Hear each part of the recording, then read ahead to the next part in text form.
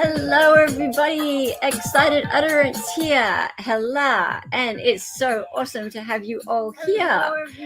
And I just need to stop something in my ear. Just 1 second. And I just need to stop something in my ear. Just 1 second. Okay. 1 moment. I think I'm boomering. Okay, 1 moment. I think I'm boomering. Hold on a second, and I'll fix that up. Okay, 1 moment. I think I'm boomering. Hold on a second, and I'll fix that up. Okay. And it's not like me to make a big mess of that, but I am making a big mess of it.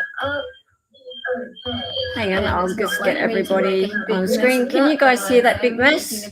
Oh my God. You can hear a big mess. I'm sorry about that. I'm just going to mute myself. Ah, there we go. You need to any open windows that you have, you need to close, and StreamYard will post all of your chats on the right there as they come through both on Rumble and on YouTube. So that's probably your echo is probably coming from open windows. Yep.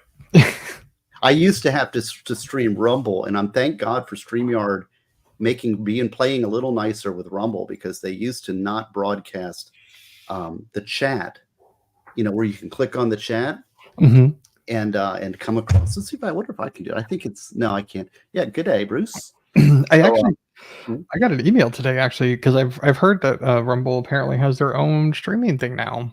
They do, and that's probably why StreamYard added that feature. They were being jerks. And then when they said, "Oh, competition might be coming," they said, "We better be friendly with Rumble," and so they added it. So now we are fixed. You can see all of it. There we go. That's better. Thank you.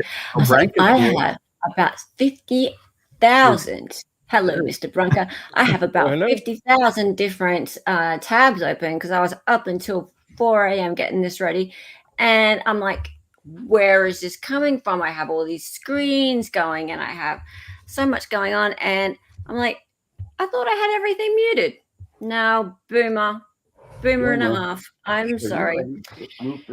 Never mind. We are back, and everything's fine. And we have. This is a Bronca base. See there? Oh, who did we lose? And Bronca just left. He's afraid now. That's Bronca. He's afraid. I scared him off with my stupid echo. I'm so sorry. And we have people. Hi, everybody. Hello, everyone. Are super chats turned off? No. Actually, it looks like they are. They are. It looks like just members are. You can do member gifting and stuff. It doesn't look like super chats are. Gift your memberships. Gift lots of memberships. Oh, that look, I've got Trish and memberships would be fine. That's very strange. Could it be? Could we dual streaming maybe or something? I don't know. I'm dual streaming. Yes, but somebody give a super chat and let's see what's happening here. Yes. Yeah, weird's happening. I pulled a pranker. No. Anyway, welcome everyone. It's very odd. I don't know why that would be. Maybe YouTube is being asshole. Maybe that's what it is. Am I muted? Yep, we can hear you now. Okay, all right, good. Okay, everything's fine. Nothing is a problem. Let's all be calm. Okay, so nothing could be more of a cluster F than the Murdaugh hearing on, was it Monday? Monday. Nothing could be more of a cluster than the Murdaugh hearing. And that's what we're here to talk about. Hello, Shane Souza. And you are here from Florida. Florida, indeed. Yeah, he's in Florida. Aren't you a mod on whose channel? Is it several? My channel for sure. Yes. Yeah, yes. Andrews and Steve's. and Steve's. Lovely. Yes. Sue, I got to meet him at the is- book festival recently. Ah, right. Yes. Hello, Sue. Great to have you here. And is it sending out weird emails as well? That email that came from my channel, for my channel, was real. They actually demonetized me for 3 hours because they didn't believe I was real. You all weren't sure. Well, Australia, right? Yeah. It's not a real place. It's Australia that is potentially not real. But no, I did convince Google AdSense and YouTube that I was real. I had to upload some documents. But it turned out that eventually they did believe I was real. It took 3 hours, but they did believe I was real, and they reinstated my realness. And everything was fine. So we are back to being monetized again. So I don't know what's going on with the damn super chats.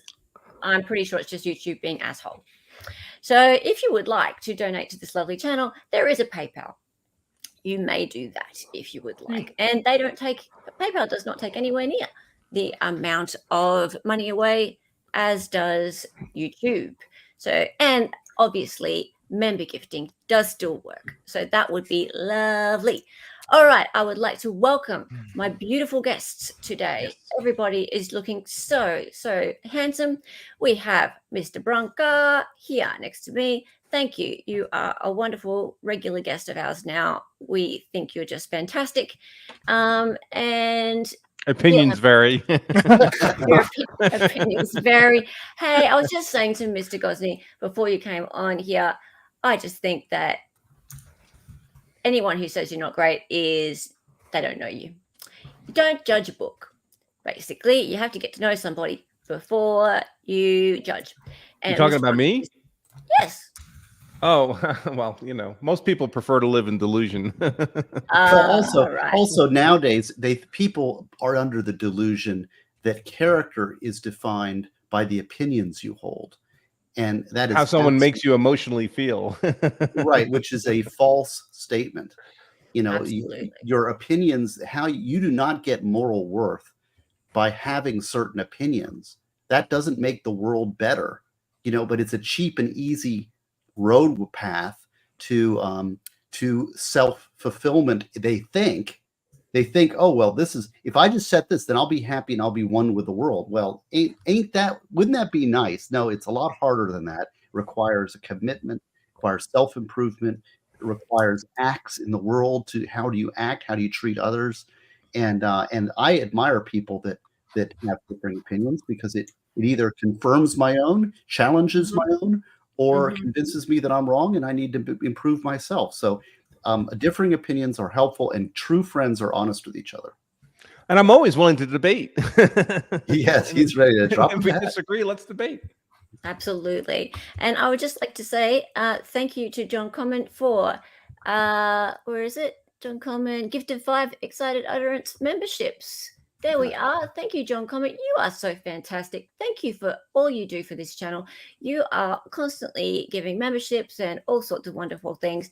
I can't see exactly right now who you've given them to because I've lost the tab that was playing my stream.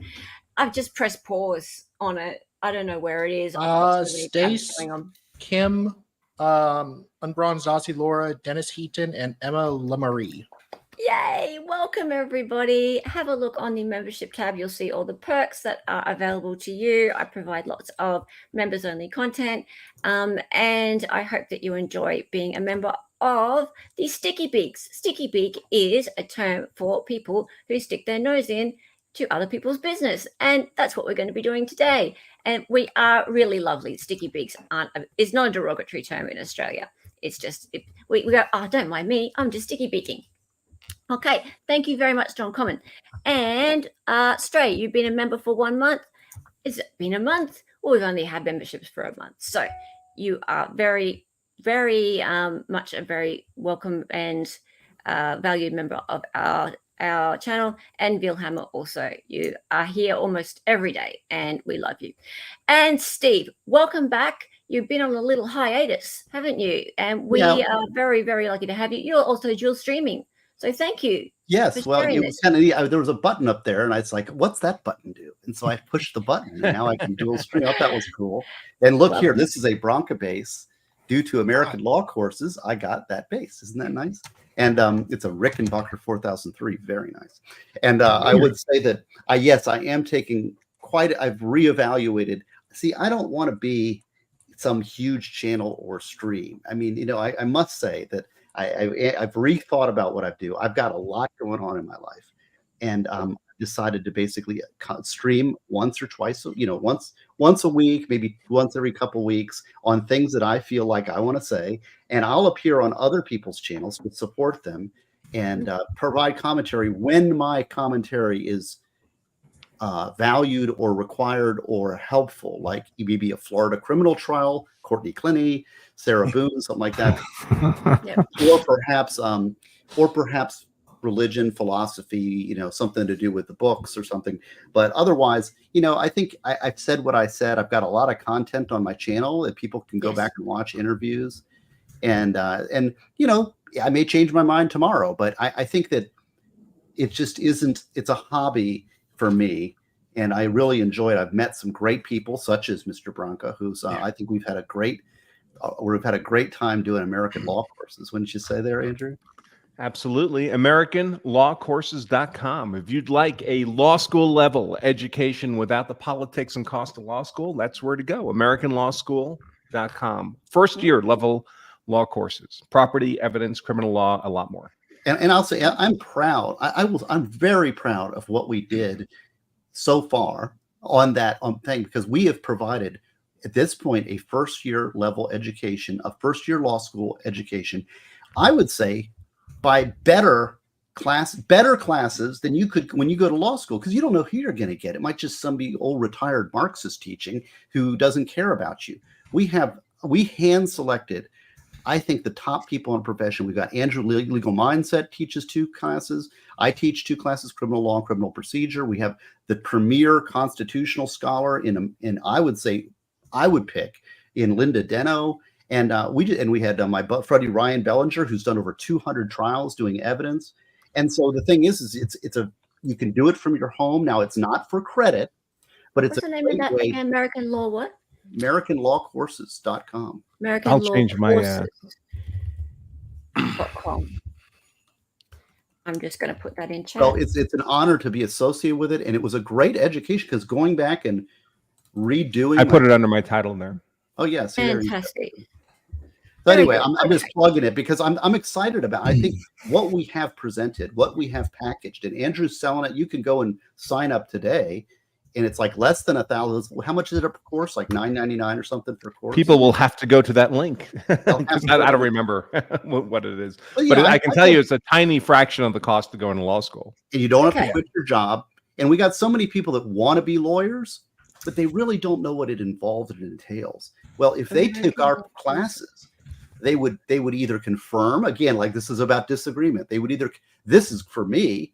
And then when they hit law school, they would be like way ahead of the game. They'd be acing all their classes, or they would hate it, say this, I don't like this at all. In which case they've saved a hell of a lot of money with a life-changing decision by not attending law school. So I really am proud of what we did with Andrew. I do wish I'd had this option before I went to law school, because if you think about it, I did very well in law school. But like you take first year criminal law in law school, everybody in the class, they've never been exposed to criminal law before, right? They're all naive to criminal law. Somebody's getting an A. That guy who got an A with 0 prior exposure to criminal law. If you'd taken American law courses in criminal law and took that, you would crush that dude. Crush him. Could I take it from over here and become a lawyer? One more little plug. I just say, you know, the thing about that is that you understand it in a way. You'll come in and you'll get more out of it. I mean, I'm just honored to that, and it made me a better lawyer and got me a base. So yes, excited. You can take American law courses and you can become an American lawyer, but those are 2 different things. American law courses does not make you an American lawyer. Okay, fair enough. All right, so let's get into it today. And hello, Dali and Bill Hammett. Thank you so much for coming over from the other stream. For those that are interested, Bill Hammer has his own channel. He does audio engineering, and he cleans up trials and other things. He does amazing work. His link will be in the chat very shortly. And Mr. Salvador Dali, he does amazing trials, and he is at the moment running the Daddy Dom trial, which is a rewatch of the Texas versus Darren Lopez. And we've only gotten through day one, or not even day one of that. That'll be running this week at 4 p.m. Eastern. And on Saturdays, he runs the Mark Jensen trial, which just continues. It just gets better and better. Okay, let's go. And we will be in this view. Hearsay for Days, Murdaugh edition. And we're doing a special Hearsay for Days today because why not? There's just too much to cover as part of our normal Hearsay for Days.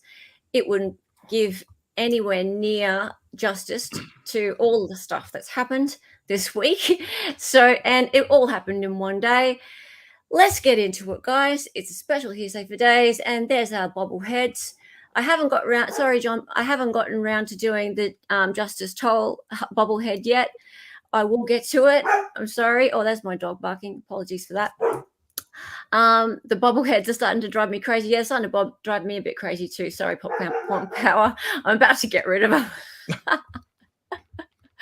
I know. Ooh. Okay, let's get into it. Now, after the storm of the January 16 pre-evidentiary hearing conference, we were hoping for a little bit of, and tell me if you get this reference. We're hoping for a little bit of sunlight. Oh yeah. The disinfectant. Note the colors. The podcast. Yeah, we're hoping for a little bit of sunlight. Now, if anyone gets the colors and the reference, that may be a little bit of a dig at somebody who will go unnamed. Yeah.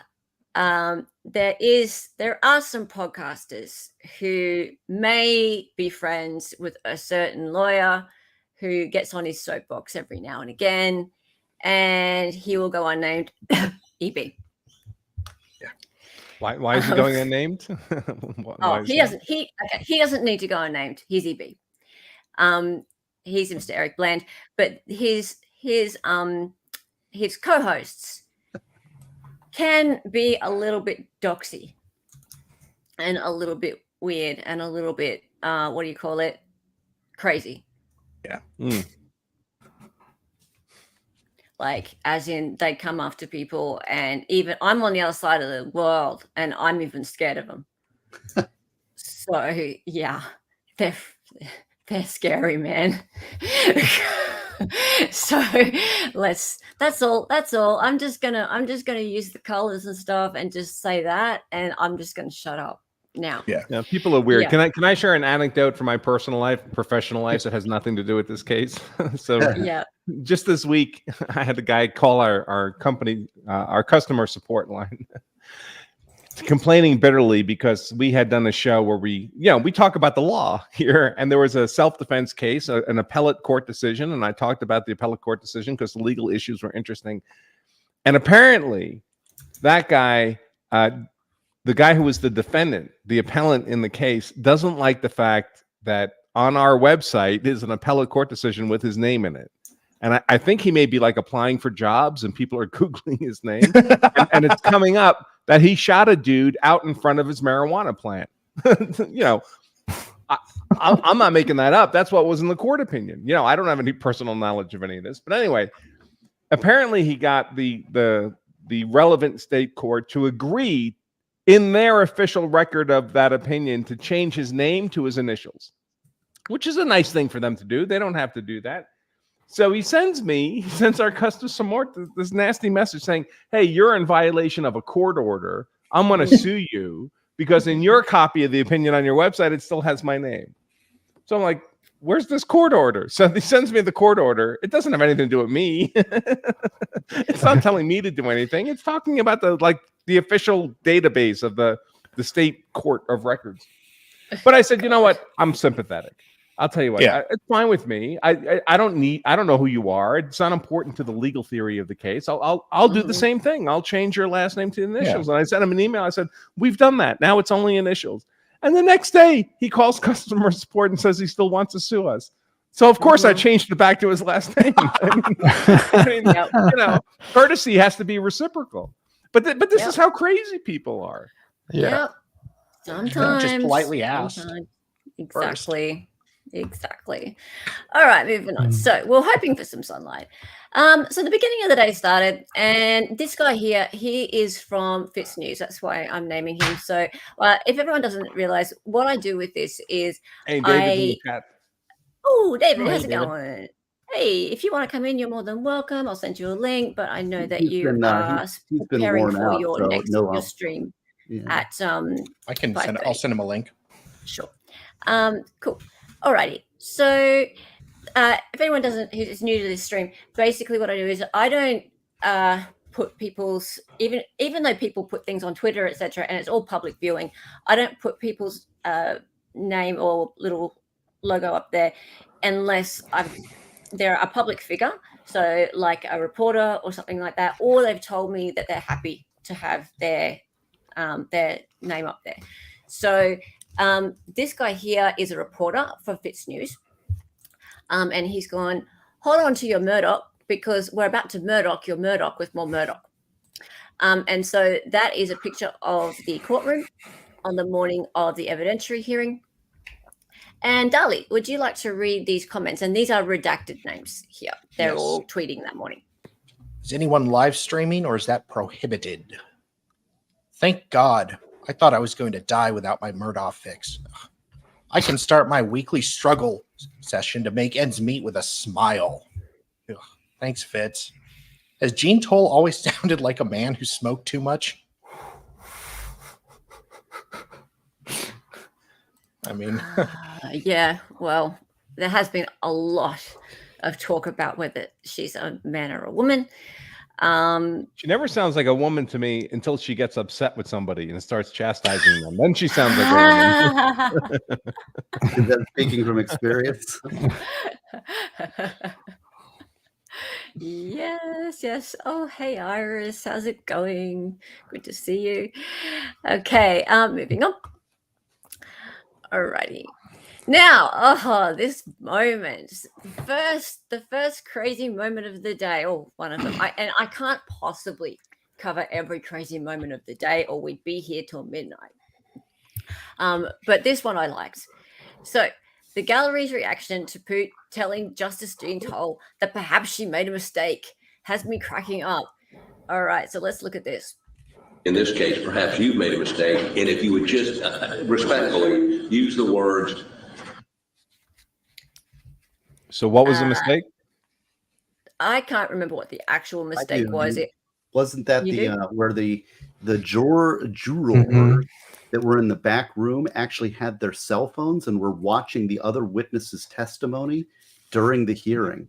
So as they were all, the jurors were in the back. Yeah. And the first juror came out and they questioned him, and the jurors in the back had their cell phone. They're conferring, watching the hearing and the questioning going on back in the jury room. But what was the mistake? Well, the judge should never have allowed that. Yeah. There's like no bail. So what's the remedy, though? I mean, that's the question. Yeah. Most of the juries denied it. Well, but there was one that said, yes, I did have my phone out. We were watching it. Most of them saying they were doing that over there and I didn't pay attention to look, but there was somebody that said, yes, this happened. It was more the moment of him trying to correct her. And so she made a lot of mistakes. Oh, yeah. Oh, yeah. I know. But just like the looks on the people's faces in the background was kind of amusing.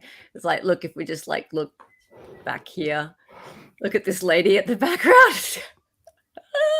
This has gotten turned into a GIF and has gotten shoved around the internet. Now, also, look, Melissa Gordon is there. And she's gone and tweeted. Now, you know who Melissa Gordon is? Yes.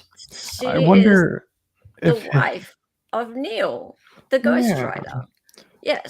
I wonder if his face no kidding. When he ghostwriter played of Becky's book. Yeah. Yeah. I wonder if that's the same face that he made when he found out they were plagiarizing stuff. Yeah, look, there's Neil and there's Melissa Gordon.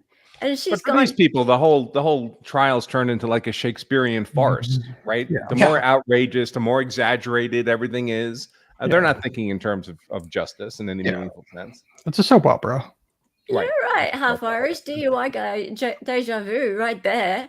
Right. Oh, that's not fair. His reaction was appropriate.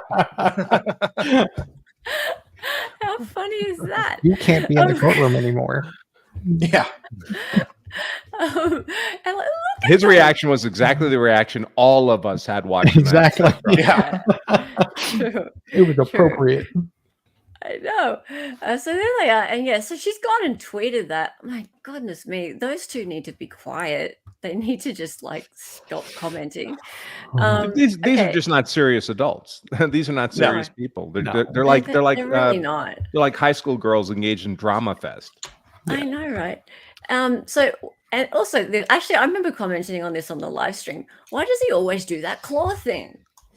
That when he's talking, he does that a lot. Gang sign. It's gang sign. How big he is. That's true. And then someone's come along and gone, maybe he's reminiscing about when he neutered Jim. And then Melissa Gordon, oh my God, I'm now here for the comments. Of course. It's all about attention. It's all about attention. She's an attention black hole. Isn't she? Isn't she? Isn't she? I can't believe she's commenting. Like, just be quiet, lady. I'm just proud that Dick Poon is crippin'. That's all I'm saying. Right? Okay. He's like, that's a sign for like one blunt. I need a blunt over here. All right, moving on. This Now, thick. I need a blunt this thick. I gotta need 2 hands to hold it up. enough of that. You're here. Hello, enough of that. Where are you? Hello. Your tweet of this one got a lot of traction. So, and it actually was apparently this was posted by someone at Fitz News, but I didn't see it. So it looks like EB was upset. There's EB and ebocracy. That's Rosie's hashtag ebocracy. So Dali, would you like to read what was written about Mr. EB? Jersey has been brought in to testify. As she walks in, attorney Eric Bland mouths to Dick Harpootlian, motherfucker. They have been sworn in.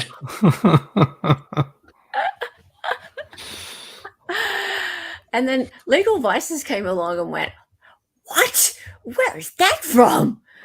And so he hadn't seen that either. I think he was streaming at the time. And after that said, it was from Fitz News. Bill Hammer, do you want to read the next one? Yes. Damn it. Now tonight we'll have to watch a video of him exercising while in his pajamas, followed by a romantic love episode of how him and his wife are soulmates. Now, I don't follow EB. Like, I don't actually follow him, as in I'm not following his Twitter. I see a lot of his tweets just because I follow a lot of the people that follow him or something. I don't know. It's a Twitter anomaly. So I think if you do follow him, you have to therefore see all this horrid stuff, like him in his pajamas and him working out and stuff like that. I actually had to block him on Twitter because I couldn't take it anymore. Twitter kept putting him in my feed, and I was like, "Oh my God, this is the most non-based male in America today," and I just can't take it anymore. Yeah, exactly. You blocked somebody? Well, it happens from time to time, Steve. I probably have the longest block list in Twitter history. He's going for the How record. could you? Oh no. So yeah. Apparently he posts things like that. I mean, yeah. So yeah. Thank you enough for that, for posting that. Apparently that happened. So jury's out. But yeah, what's this, Murph Turk? Poot asked Judge Toal to ask EB to change seats, and EB was not happy about that. I'm sure he wasn't. No, he wanted to be in the camera frame. I bet he did. He loves the spotlight. Loves it. You don't follow him either. He pops in my feed too. Yeah, it's pretty hard to avoid him unless you block him. And I'm not going to block him because, I mean, it's too much fun to pull his stuff up and make fun of it. It's just too much fun. Okay, so next. Alrighty. Oh, Mr. Bronca, this is yours, isn't it? This video. It's not mine. Someone else put that on. I don't know, on Twitter or copied it from TikTok. I just did I just recorded it. So this is not my work product. Okay, right. But I don't remember where I got it from. So okay, well, I thought I'd include your comments because they were funny and cute. So, Mr. Branca, I can read it. It's my comment, right? It's your comments. Off you go. Law self-defense. To Hella, have you clipped out the relevant testimony from the jurors in the affidavit kerfuffle? I do have the clip. The first juror question saying she was influenced, but I don't want to re-listen to the whole thing to capture more. I did that today, by the way. I did this morning. I actually listened to the key parts of the day and recorded and captured them. Yeah. Next comment. I'd send it to you because I'm a nice guy, but I'm not sure how because I'm an idiot. Sorry, I'm a boomer. I even have a Dropbox thing, but don't really understand how it works. It's like granddad with a fuel-injected car. Where's my cane, oxygen bottle, and hearing aid? And then he then tried to send me several Vimeo links that didn't work. And eventually, by some magic, it worked. I was just like, cool, sweet. I was like, do you want to go backstage and I'll show you how to use Dropbox? And he's like, no, I'll work it out. Thank you so much for figuring this out because now we have this to watch. All right. So let's go. Did you hear Ms. Becky Hill make any comment about this case before your verdict? Yes, ma'am. If yes, what did Ms. Hill say?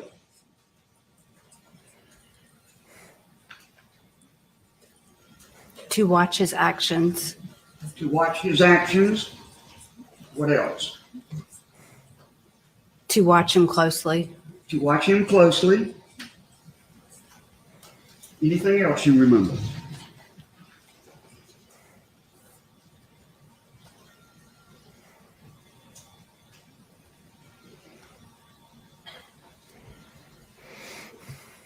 There is, but I can't remember. Okay, that's fine.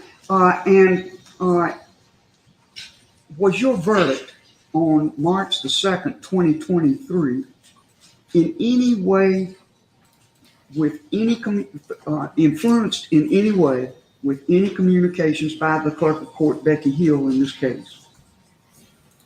Yes, ma'am. Yes, please. All right. Was your verdict influenced in any way by the communications of the clerk of court in this case? Yes, ma'am. And how was it influenced?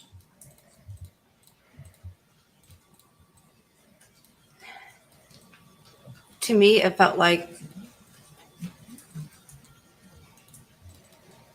she made it seem like he was already guilty.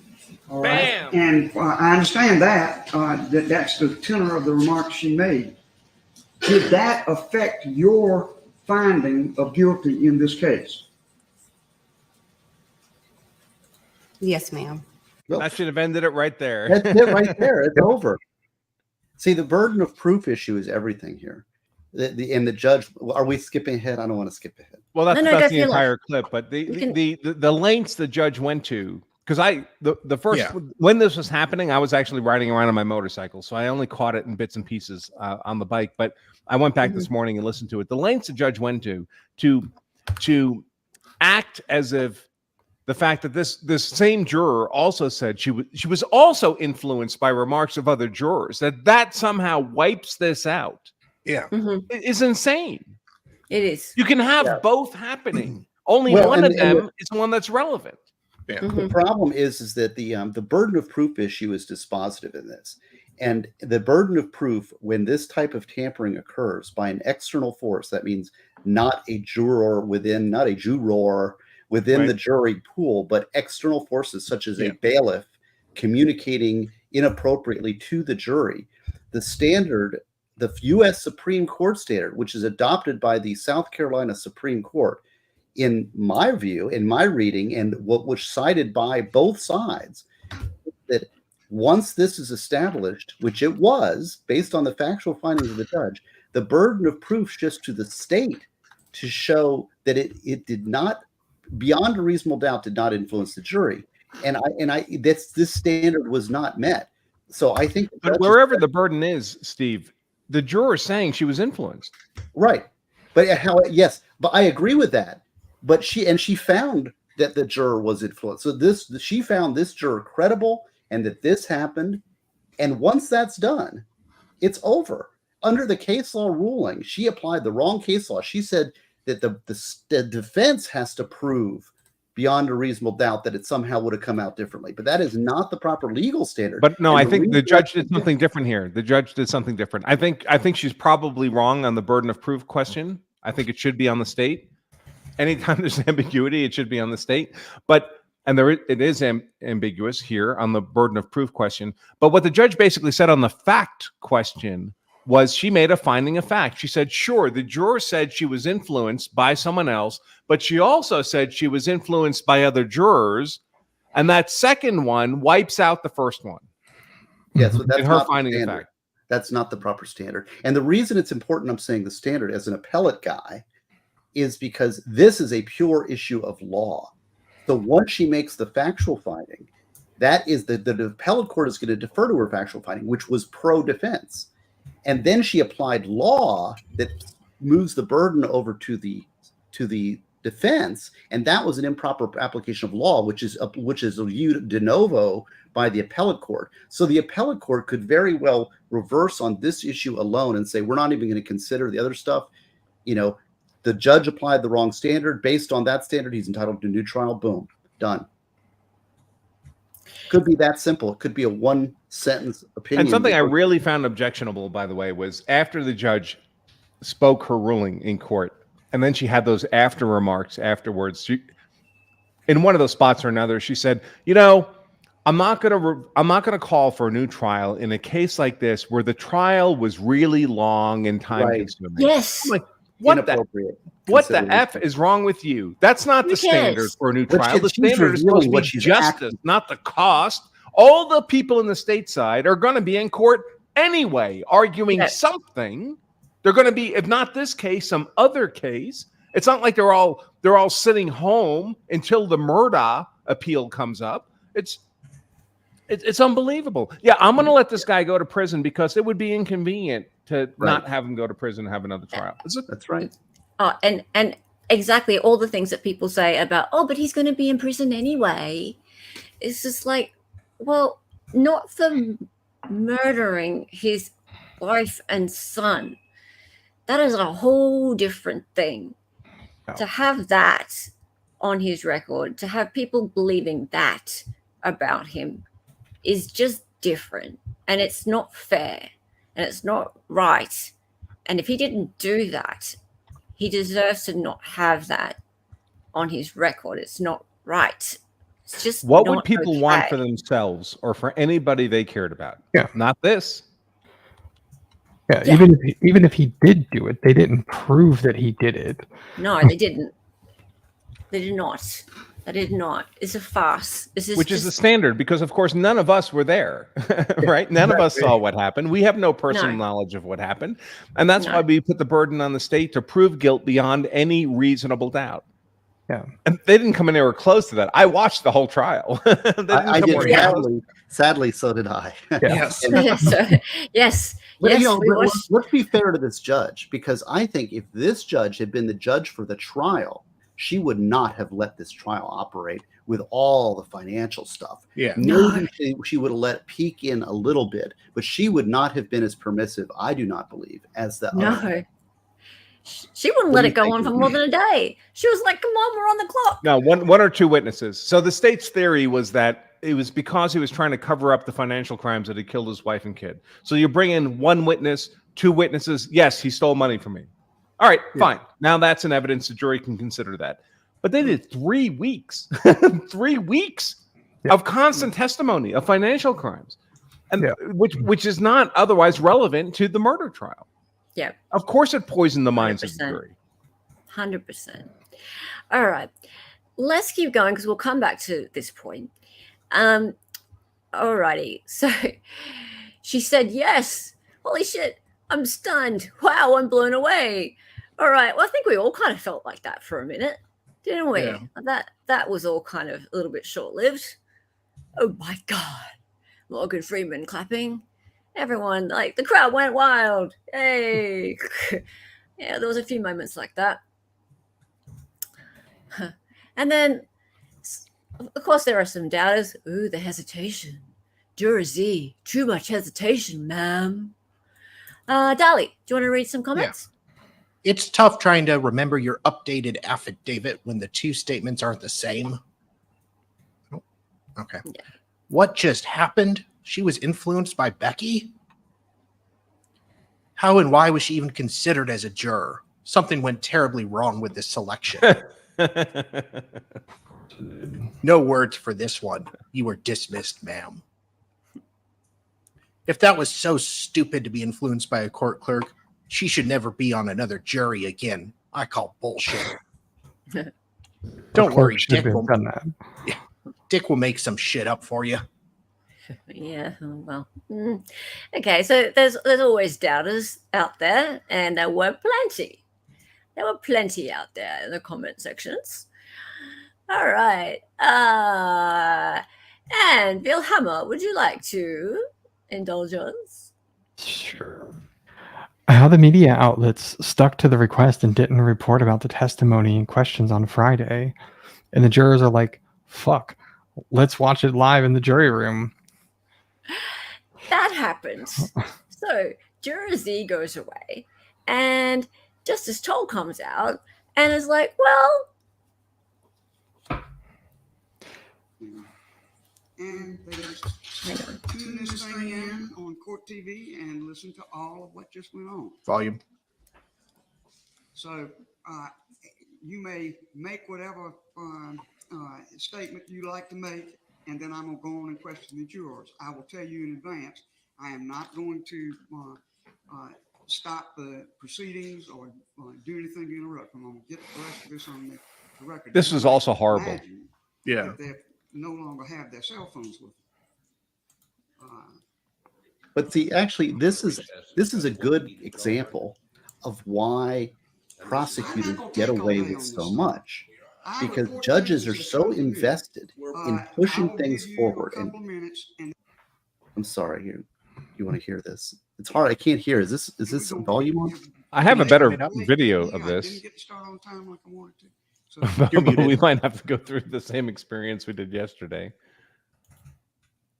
You're muted, Hella. Oh, she's the perfect woman.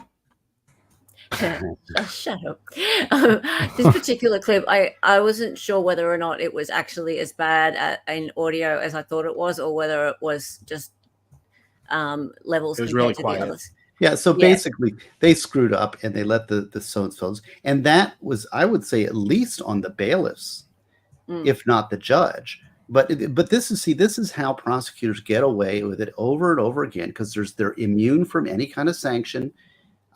They cheat because it's effective, and there's no pushback. And then judges are so committed to getting stuff done, and they're so worried about granting a new trial. It's like that they just full steam ahead. They're just not, so little mistakes are. It was so funny because the judge comes out and announces this to the courtroom, right? Some of the jurors were watching their cell phones, and Poot says, "Your Honor, can we have 5 minutes to talk? Go in recess for 5 minutes so we can talk and decide, how we want to respond to this, what we want to put on the record." And the judge goes into this whole tirade about how, by the way, they scheduled 3 days for this hearing that ended up taking 1 day. So they had plenty of time. The judge goes into this tirade. "I'm not going to delay this. The jurors got here late. I couldn't start on time when I wanted to, blah, blah, blah, blah, blah." And then she says, "We're only taking 5 minutes," which is all that Poot asked for in the first place. She could have just said, she spent 5 minutes lecturing the defense attorney over wanting 5 minutes. And the other part about that is that, see, this is the thing. The system place absolute perfection on the defense. So it's like you have to be specific. You have to ask for the remedy. You have to be right on what you're asking. You have to know all the case law on these obscure little situations that you'd never get. An ambiguous objection is not enough. In court, when you're trying to focus on winning the motion before you, and then if you don't get it precise, you don't jump through all those little hoops. The appellate court says, "Oh well, he waived the right because you didn't make not preserved," which is a legal fiction for the appellate courts to rubber stamp bad trials. Right. Unbelievable. Unbelievable. So yeah, Rosie, you're so right. It says so much about the integrity of those jurors that they just went in there and just started watching it on court TV. Like, this is not their first rodeo. This is like they know what they're doing. They're in a jury room. They've been in a jury room before, and they're going on just watching it. And then they start saying, "Oh no, I didn't watch it. Someone else." So when they were on the trial, every day when they were released, the judge told them not to watch media, not to look at news, not to go on the internet about the story. Right? So Yeah. this is a long trial. They're very familiar with those rules. This is so Another ridiculous. point about this is that there's an ego involved with these black robe judges who think that the firm tongue lashing from there and their control of the courtroom, which this judge has very good control of the courtroom, and she questions that. She did very good questioning of the clerk, and she thinks that she flatters herself by thinking, well, now I've made the point and I've lectured and I've made the statement, I've given them a firm talking down to, and now that will fix the problem. When it's like, it reminds me of my buddy. You met my buddy, Andrew, who is a Army Ranger. And he says, it's basically a bunch of people yelling at you all day. And you get, and that's kind of the thing. Like the prosecutor says, okay, so I'm going to get yelled at for a little bit. Yes, Your Honor. Yeah, and then you talk, and then nothing happens. And that's kind of what you're seeing. But she thinks that, well, if I do the lecture, then that's going to have an effect. Everything else up to this point, but now that I'm the black robe and I'm the judge and I'm making these statements, now that's going to make the difference, and now that solves everything. Which, without a remedy, it doesn't solve anything. Without an actual effect, without bringing, it's not good enough for the judge to give a stern lecture. Right. This happened repeatedly in the Kyle Rittenhouse trial, right? So that judge kept chastising the prosecution for overstepping, and the prosecution would just shrug it off. Just keep doing it. He'd get all nasty, and he'd get so upset with the prosecutor, but no consequence. But he wouldn't actually do anything. No consequence. It's just like, well, I'm going to give you what's the Monty Python skit? And if you was child, we shall say neat again. Neat. Right? Then I too say neat. We will fart in your general direction. Right. I've seen the movies.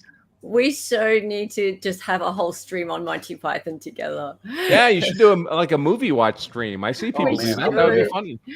We could just do totally just quotes together, Steve. Yeah. Let's do that. Although in fairness, I'm not sure. Yeah, you might not want to invite me. Every time I try to watch the Godfather movies with my wife, who's considerably younger than me, she's like, all you do is talk. You don't actually get to watch the movie. It's but a flesh wound. All right. Okay, then was the moment. Who is this? Getting ready to make my big debut. That was not Becky Hill, and we're going to start seeing some not Becky Hill quotes coming in now. This parody account is the best parody account I have ever seen. This person, whoever not Becky Hill is fantastic. I love her or him, whoever this person is. In fact, just before this stream today, we're all chatting amongst ourselves. Rosie and Enough of That, etc. We're talking about how these guys are all going to be featuring in the stream today. And I said, you know what? You've all been romanced by the lure of celebrity, just like not Becky Hill. And she's come along and gone, I'm in. And I've gone, well, DM me, boo. Anyway, that's her getting ready to make my big debut. Mr. Vielhammer, do you want to read the comments there? Yes. A woman's man no time talk. You know what that means? No, that's woman's man. No time to talk. What is that? I have no idea. Wait, Is that like a That's the Shania Bee Twain song or something? No, it's from the Bee Gees. Oh no, from Greece. Yeah, that's the Bee He's a Gees. woman's man. No time to talk. Yeah. Woman's man. Okay. So he's a woman's man. I feel like an alien coming to Earth and trying to learn human. I know, me too. You've never heard the Bee Gees song? No, of course. I'm very well. I'm very familiar with the song. I just don't know what it means. Oh, okay. Like disco. I'm aware of disco. I just don't know what it means. Staying alive, Toodly Poop. Yes. Pip. Okay. Yeah, staying alive. Keep going. This makes sense as to why she turned the missing phone in. Don't cry on the stand. Knock 'em dead, boo. Oh yeah. I just love this gift. Just like, yeah, I'm making my entrance. I felt quite a bit of auditory pleasure. Oh yeah, he's got a sexy voice. You can tell by the way I walk my walk. That's Yeah. right. That's the preceding line, right? Yes. That's right. I'm a woman's man. No time to talk. Alrighty. So I just love. Oh, you got to do the head bobble thing with the hand gesture. Yeah. Gang sign. So also Maybe at she waist went and level. said, I love this also. Veal, would you want to say this one too? Because you are the Not Becky Hill voice. Yes. So this is the best cross Harpootlian has given to date. This is masterful. Yes, it was. All right, let's watch a bit of it. To make the story a little more interesting for the reader. Like I call people criminals. Were they criminals? How would you know that? Okay, so you either made it up or you Audio's low. About the reputation of people that can't defend themselves. They're dead. You're muted. Yeah, the video is low. All right, I'm taking over the show. Oh, I'm just going to boost up this with the little boosty thing that I have. Where are your monitors? Are they on the ceiling? Hey, everyone making fun of me. You gonna call them criminals? You did Is that any better? The best part of this cross was when he started. He was like, "We're friendly, right? We don't have any animosity, right? We get along just perfectly fine, right?" And then he just guts her. The literary ease that you can take with when writing a book. Literary ease you can take with writing a book. You can make stuff up. You can lie. You can lie about people. Not with that. I think the public perception was one that Is that any was better? very interesting. A little Yes. Got a little echo though. If you're feeding That's all right. I'm the going to get monster rid out of there that. that wants to believe bad things about Murdaugh, and you make stuff up to do it. Let me give you that. I read your book and I found this somewhat humorous. My co-counsel did not. In describing myself and Mr. Griffin, in the book you say that I knew him. Really low still. Very interested in what you meant by that. What do you mean by me neutering Jim Griffin? Mr. Harpootlian, it was a book. Did you make it up? I know it was a book. It was a book shit. It was all bullshit. It's just a word that was used. Yes. You're muted. Do you need me to play it again? Yeah, the sound. I mean, can you raise the volume? Then I would play it again. If you can't raise the volume, then I wouldn't bother. Yeah. I'm going to try. And by the way, I saw in the comments someone saying that I and Steve should tell everyone to like and subscribe to Hella. Hey, everybody, like and subscribe to Hella. Hey, like and subscribe. Hit the thumbs up button. Someone asked me also why I'm wearing a prison outfit. If this is a prison outfit, I'm in Santa prison. Well, actually, there is an issue here. And why was Murdaugh made to wear orange? I think that's a problem, too. You know, you should be able to dress out. I understand that he's serving a prison sentence. I mean, now he is convicted. I get it, but it's not right to be in front of the jury in the courtroom wearing orange like that. That is not a proper. I don't like that. The state loves to do that because it makes you look like a criminal, right? We're going to strip you down and make you look like a thug. But the jury's not making the call here. Well, I get it, but it's an evidentiary hearing. He should be allowed to dress out in a tie. Yeah, no, I mean, certainly I agree. I would make the same argument. By the way, I would make the argument because the jury's testifying, so they're going to see him, Right. and their view of him could affect how they testify, even though they're not arriving at a verdict here. Yeah. It'll influence how they recount their recollections of how they went about making decisions and whether or not they were influenced. Yeah. Look at him; he's in orange. Obviously, he's a criminal. Of course, I wasn't influenced. Yeah. Yeah, I don't like that. Did the defense object? Do we know? I mean, they probably would have done it before the hearing, right? Yeah. So they would have lost there. Yeah. Okay, let me try again. I think, to make There the you go. story Oh, way better. a little more interesting for the reader. By calling people criminals. Were they criminals? I wouldn't know that. She's so smug. You either made it up or you're lying about it. You lost the volume. About the That was good there for a second. people You're- that can't defend themselves. They're dead. Yeah. You're going to call them Don't criminals. mute. You did that in the book. You could sell a book. You do that to sell the. What'd you do it for? Made it more readable, you said? Which sells books. Literary ease. What? I love that Literary- phrase, literary Literary what? ease. I never heard Yeah. that before. The literary ease. Well, what's that you mean? can take It sounds like a with laxative. writing a book. Literary ease. Like you put a book up your ass. People lie. People lie about It's a people. book No, but, suppository. you know, it's, I think the public A book perception suppository. was one that, it was very interesting.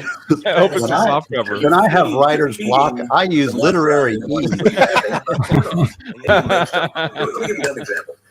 I read your book and I found this somewhere here, which my co-counsel did not.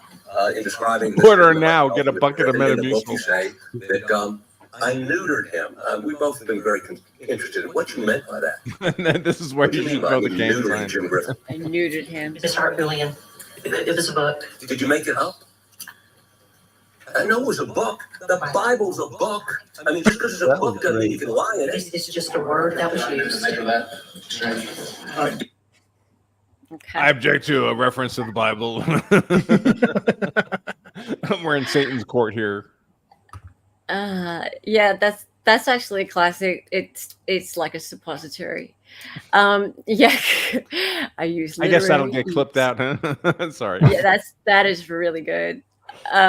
Okay, Mhm. so can we have a look at these comments, please, Mr. Vielhammer? Would you like to read? The red ones are from TikTok, by the way, and the orange ones are from Twitter. That's why I have TikTok and Ah. Twitter Oh. logos. Okay. Yeah, the red ones definitely look like they're wine moms. Sounds like she's the town gossip bitch that made money off of someone else's demise. Look at her grin. She loves the attention and feels like a celebrity. It reminds me of, look at her butt. It's so big. Keep going, please. It's beautiful to watch. Wow, wow, wow, wow, wow, wow, wow, wow. What is happening? I'm not a Poot fan, but man, is he in his element right now? And Becky is literally squirming in her seat. Seems as if the state is too. Yeah, pretty much everyone was at that point. I think it was just like secondhand cringe for her. She was just. She needed a little bit of literary ease herself at that point. Yeah. Planted Alrighty. that seed, it'll never go away. That's right. And just it's like, I am a Poot fan, TM. Nice. I gotta say, I got a bit of a soft spot for Poot and Jim, actually. I think that they work really, really hard for their man, and good on them. I don't know. I wouldn't understand why want people hate them 'em. defending me. They're Me good too. lawyers. They're good Yeah. lawyers. They're committed to their client. They're seeking justice. Yeah. Super. Like they are. They do For not by the give way, a up. client who deserves probably to be in prison for the rest of his life just for the financial crimes. Oh yeah, But they're Well, he able to is, segregate those two offenses. Right. Yep. Yeah. He is in prison for the rest of his life for the. He is. The Most only likely. question is whether or not he killed his wife and son, and And of I- course, I don't that's think as Steve knows. That's what defense counsel has to do all the time. We're often dealing with unpleasant people right. who, nevertheless, are being unjustly prosecuted by the state. Right. Yep. I think they really, truly, I think they know something, for one thing. And for another thing, I think they just really, truly are friends with him, especially Jim. I think Jim and him and Alex are good long-term friends. And there's like, they go back a long way. There's something there. And he really believes, Jim really, really believes that he didn't do it. Especially when you know that he's not trying to get out of prison. No. He'll never get out of prison. No. So he's just trying to make the world aware that he didn't actually murder his wife and son. Yeah. He's going to be in prison anyway. Yep. Yeah, I think that's what it's about. Right, and people make up all this stuff about for the law and order type, having something over him or something, and it's just bullshit.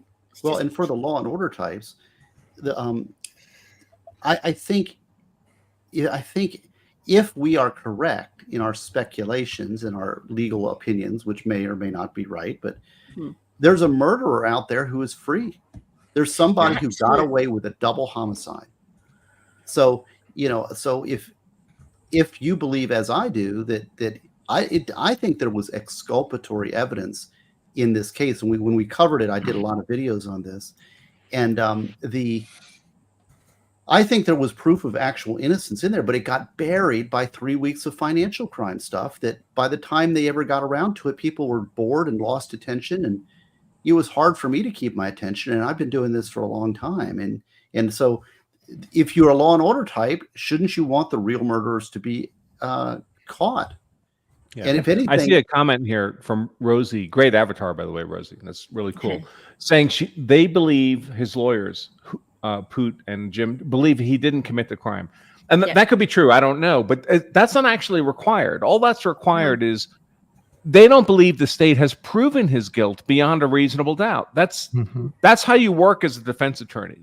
You're always representing people who are kind of shady, right? And for whom there is a narrative of guilt. And your job is to compel the state to prove them guilty beyond a reasonable doubt. You don't need to believe they're innocent. That's not part of it. It's just the state has a burden, and your job as defense counsel is to compel the state to meet that burden. Yep, 100%. Okay, so Mr. Ben Smith. Ben Smith is very well known for digging up all the dirt on the Murdaugh case, on all the Becky Hill stuff. In fact, to a point where he's had to lock down his account because some doxing people came along after him.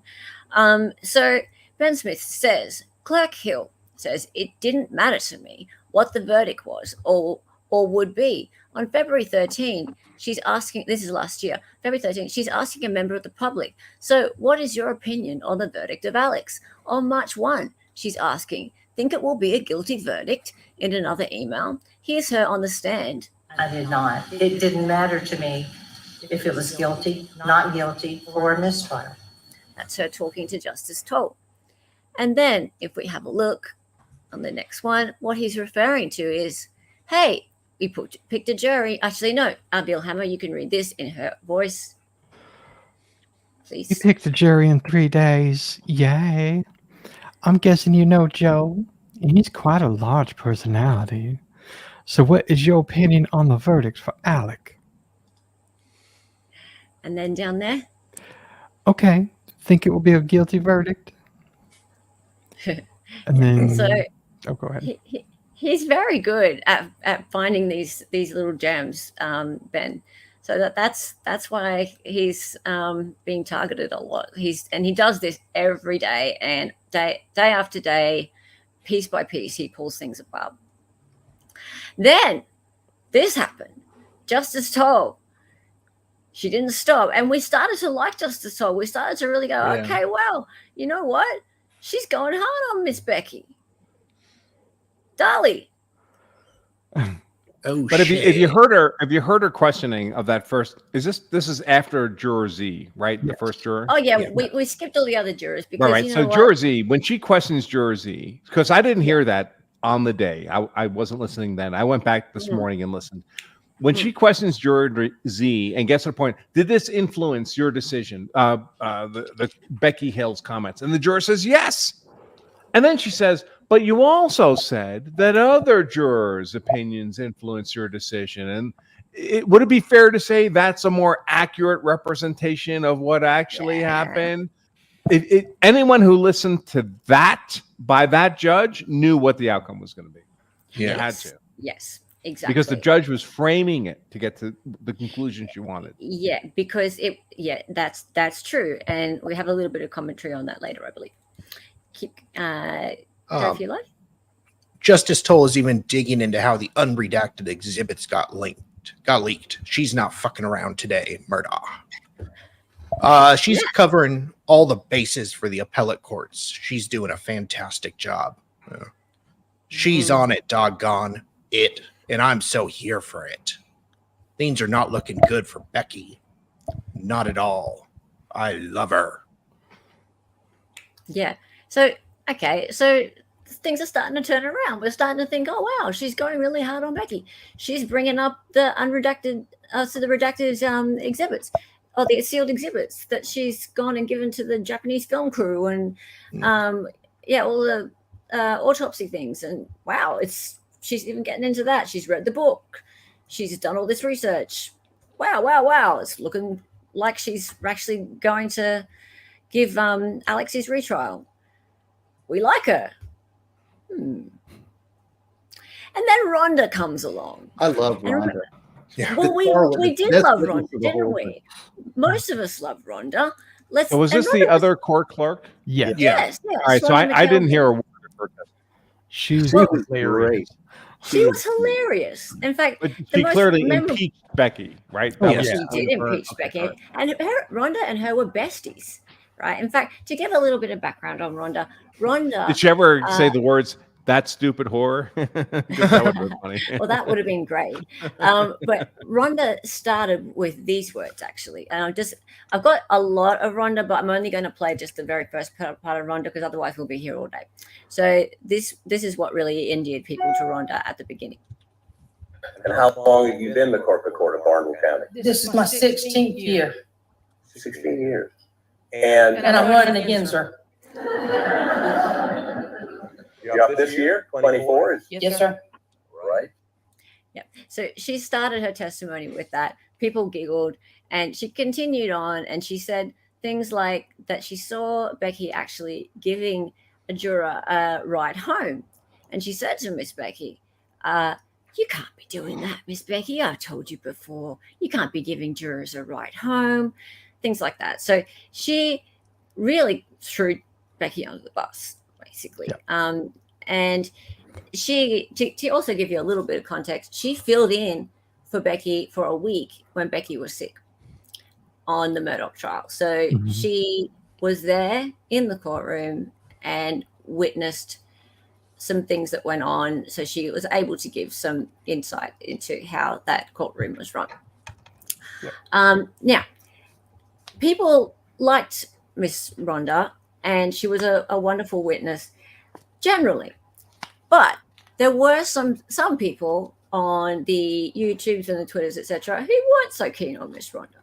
And it's interesting because I got a couple of comments up here that came from people who didn't like Miss Rhonda. And they're up at the top here. Darlie, would you like to read those ones?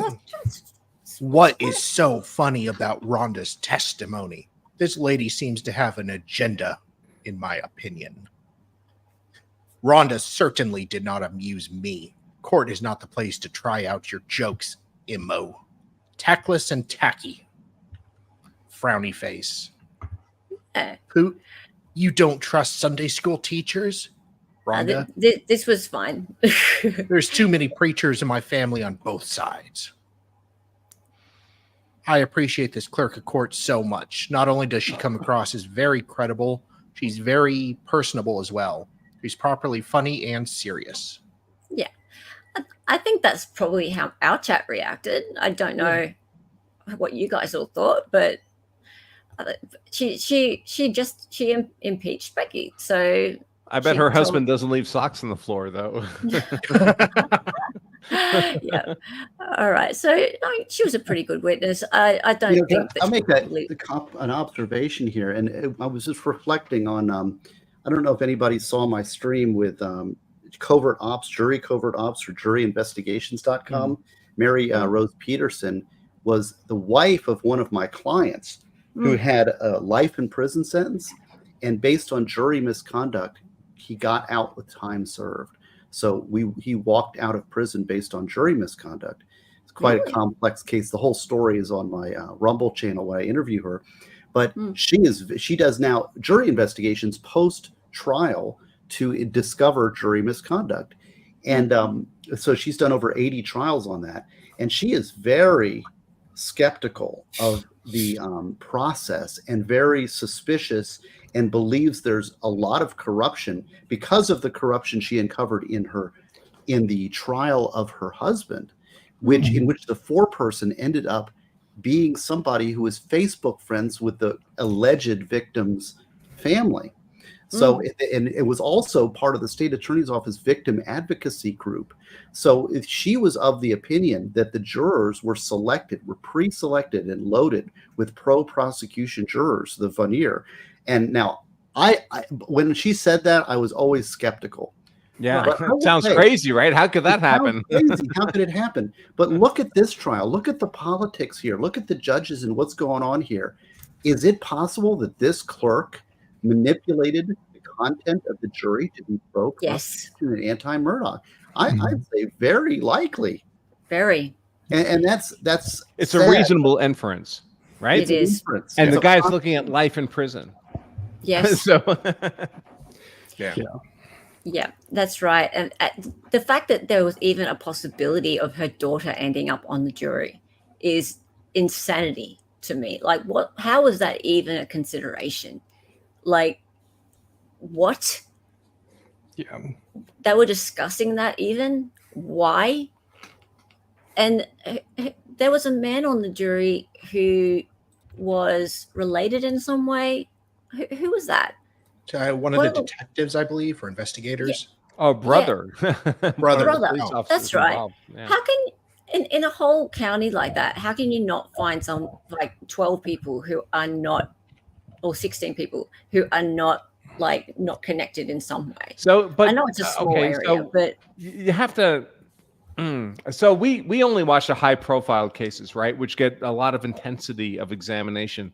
But in a normal criminal prosecution, none of this is happening. Yeah. Right. It's just so we think of the criminal justice system, and maybe people who have never been involved think that, like, the key word is justice, but the key word is actually system. It's a system. It's a machine that runs, and it's a machine designed for criminals, people who are actually criminals. Most people who get fed into the criminal justice system are actually criminals, and it's fine-tuned for them and to process them efficiently. And then when you throw a questionable case into the machine actually has trouble digesting it. Yeah. Oh, you are so 100% on target. yeah. I mean, we're dealing with a case right now like that. You know that, Mr. Brankin? Mm-hmm. Yeah, and it breaks the system because everybody's like, well, what's your problem? Why are you causing such a problem? You know, the other 99 people here have just pled guilty. What's your problem? Yeah, why can't you? So the actual legal standard is you're innocent until proven guilty beyond a reasonable doubt. But the moment those cuffs go on you, the system presumes you're guilty. Mm-hmm. Does feel that way. Well, in practice, it is that way, isn't it? Yeah. More and more it is. Yeah, that's what Sadly. it seems like. Unbelievable. All right. Oh, look. Now, as we were talking about, Miss McKelveen, Rhonda, said that Miss Becky gave a juror a ride home. Well, not Becky Hill comes along and goes, check out my new gig. Actually, Veal, please. Yes. Check out my new gig, Juror Rides Share Service, appropriately named Jewer. Juba. Oh my God! Oh, that's not Becky Hill. No. Okay. No. It's not Becky Hill. Yeah, Parody. Yeah. it's a parody account. Yeah, I just love it.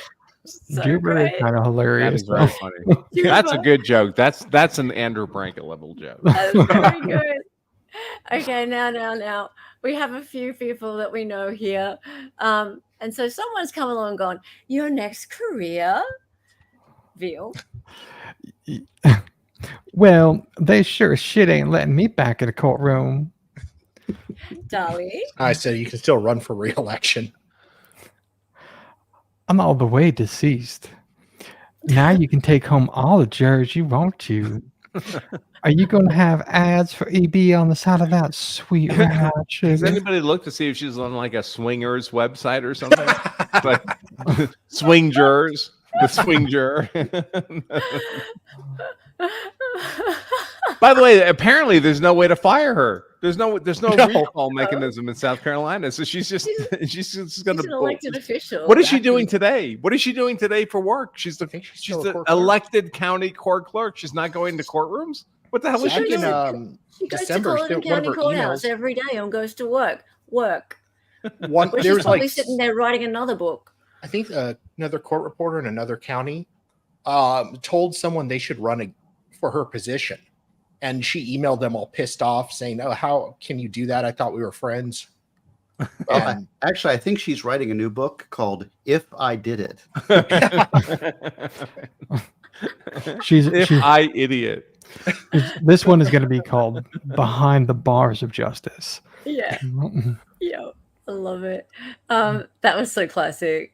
Well, they sure shit ain't letting me back in the court. I think there is a mechanism for the governor to remove her if she's convicted of a crime. Yeah.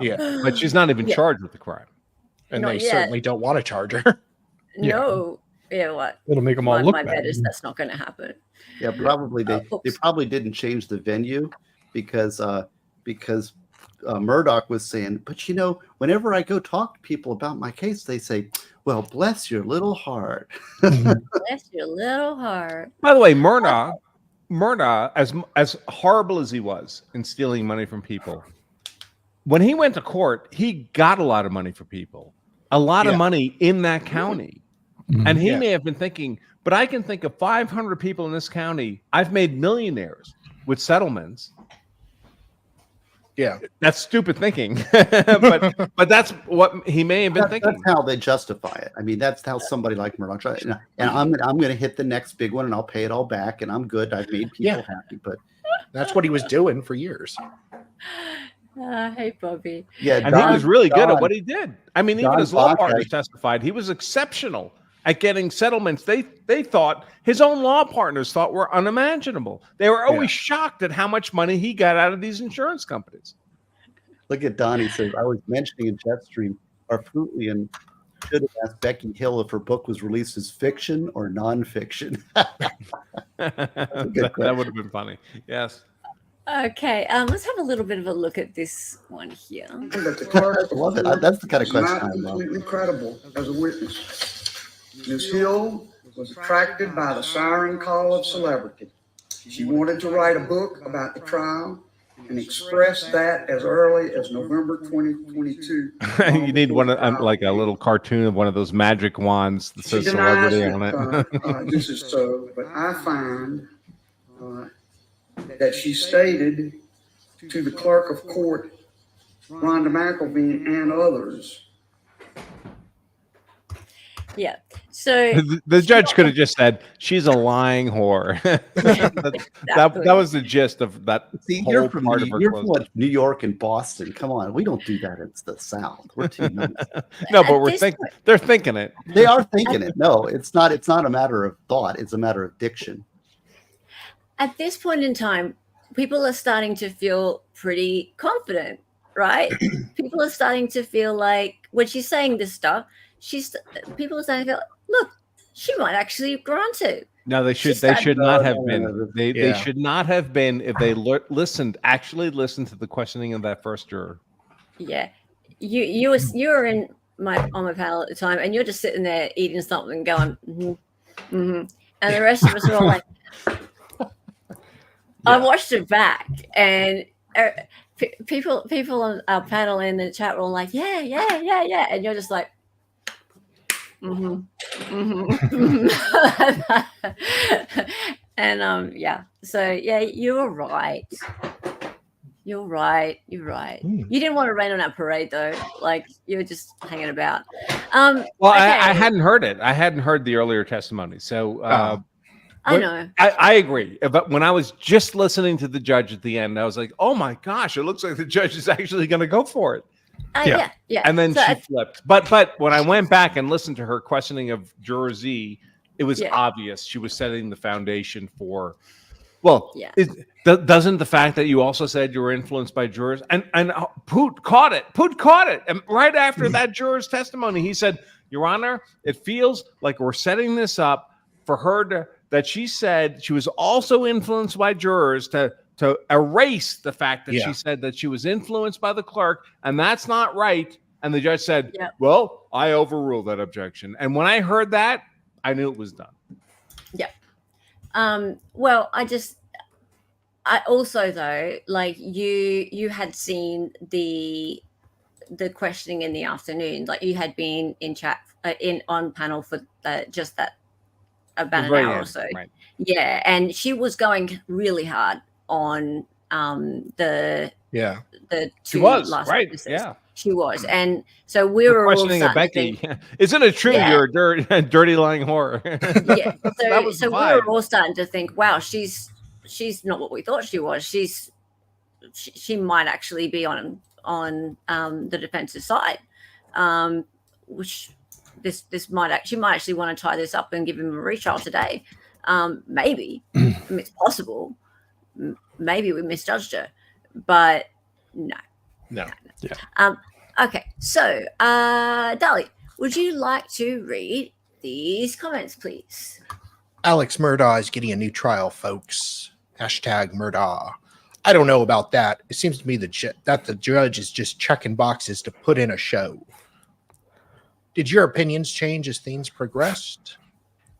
I doubt he gets a new trial because this judge seems to say it's an Applegate case, but this gives a lot for the record.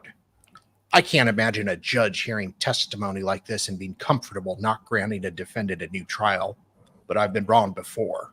Lol. So far, one juror has testified that Becky Hill influenced her decision in the original trial.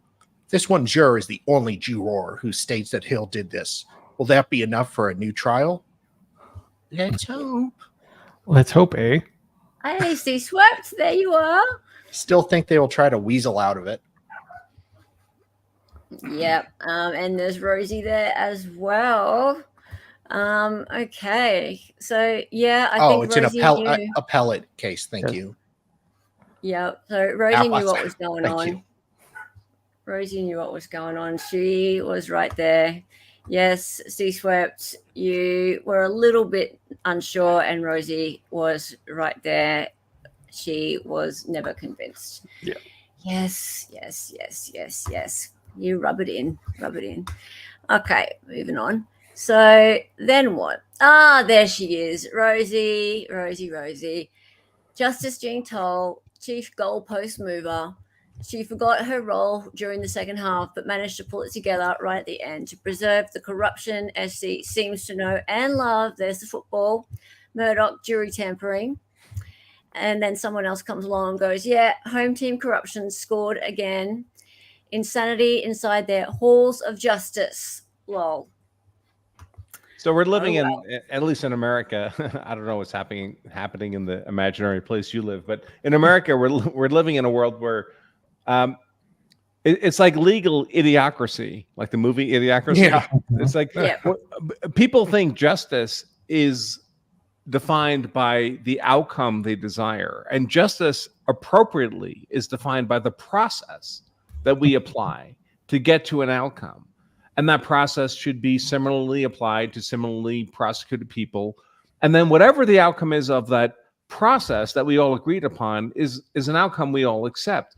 But the modern world has become so idiotic that we've begun in a very tribal way defining justice as, is it the outcome I desire emotionally? Is it the outcome that makes me happy? And that may be some form of justice, but it's not justice in any Western civilization kind of way. A refinement or a corollary to what Andrew is saying. And yes, I agree with that, but I would refine that further to say a lot of people now put their egos and their opinions and their self ahead of a proper role within a system. So, for example, you get our corporate overlords, people that are on these boards of corporations and CEOs. They lose money hand over fist, and the stockholders are getting screwed. Their role is to maximize the dollar value for their stockholders. In theory. And they are completely abdicating their responsibility because they're putting their own self-aggrandizement, their own little social settings, social status ahead of things. And same thing with judges or juries or prosecutors. They're putting their own, what they see as short-term interests ahead of them serving in a particular role, a function within a system. I think it has to do with individualism and ego, selfishness, and that is projected into the legal system by people who are populating that system, such as judges and prosecutors, who are not performing the judge role, which is calling balls and striking and applying the law, or prosecuting by following the law and following the evidentiary code and applying the law fairly to all. Instead, they become, I think this, therefore I'm going to use the system to force something through, instead of trusting, subverting or subservient to the larger system that, if properly maintained, would work. But because of the egos and the personal and the self-centeredness of what we have in our culture, all these systems don't function. Yes. So is it time to talk about the collapse of Rome? I simply do not believe. Sorry, do go on. No, I was just making a joke. Well, and the Romans, they, the entertainment was seeing people slain in the Colosseum. People are enjoying the spectacle of people losing their lives to these the bread and circus criminal systems, and they enjoy it. It's like, finally my enemies are getting ground down in the arena of public opinion and the media, rather than instead looking at things a little impartially, trusting to a fair jury, in a fair process. It becomes tribal and team oriented, and let's entertain while the Rome burns. Let's watch the gladiatorial contest. And look how fast it happened, Steve. Like one generation. One generation. Yeah, that's how seriously. quick. That's how quick it collapses. Yeah. Okay. Hey, a typical non-issue, not related to Australians, I guess. But if you're in America and you don't already have your guns and ammo, now would be the time. All right. So, moving on. So now we're talking about the judge actually making her ruling, and we'll actually listen to where she actually flipped around and, as Rosie said, changed the goalposts. So let's have a listen. Believe that the authority of our South Carolina Supreme Court requires a new trial in a very lengthy trial such as this. I do not feel that I abuse my discretion when I find the defendant's motion for a new trial on the factual record before me must be denied. Alec Murdaugh is going to go back to prison. He is still convicted of killing his wife and his son. He is a convicted murderer serving 2 consecutive life sentences. Legally, what may happen next is the fact that they already had an appeal at the Court of Appeals that they were beginning. They had to get that suspended so they could try and get this new trial. So we'll likely see them attempt to go and go for that appeal afterward. All right. So back to the beginning there. So the very first bit. Oops. What is that woman in the back of a dog collar on her neck? No. I simply do not believe that the authority of our South Carolina Supreme Court requires a new trial in a very lengthy trial such as this. I do not feel that I abuse my discretion when I find the defendant's motion for a new trial. As far as I'm concerned, that's an abuse of discretion right there. Yep. Mm-hmm. Yep. The length of the trial should not matter when we're considering justice. Sorry, the trial's the prosecution made the trial lengthy. That's not the defendant's fault. Yeah. Yeah. Okay. So, okay. So we have some comments here. Bill Hammer, would you like to read those? Yep. The judge already had her mind made up before she went in. She was rushing too. He had 3 days to work through this. The judge ruled based on her attitude. This is messed up. She most definitely does not understand the law. Whether he did it or not, everyone should be worried about this. His case was tainted. I see a new trial coming. It smells so bad.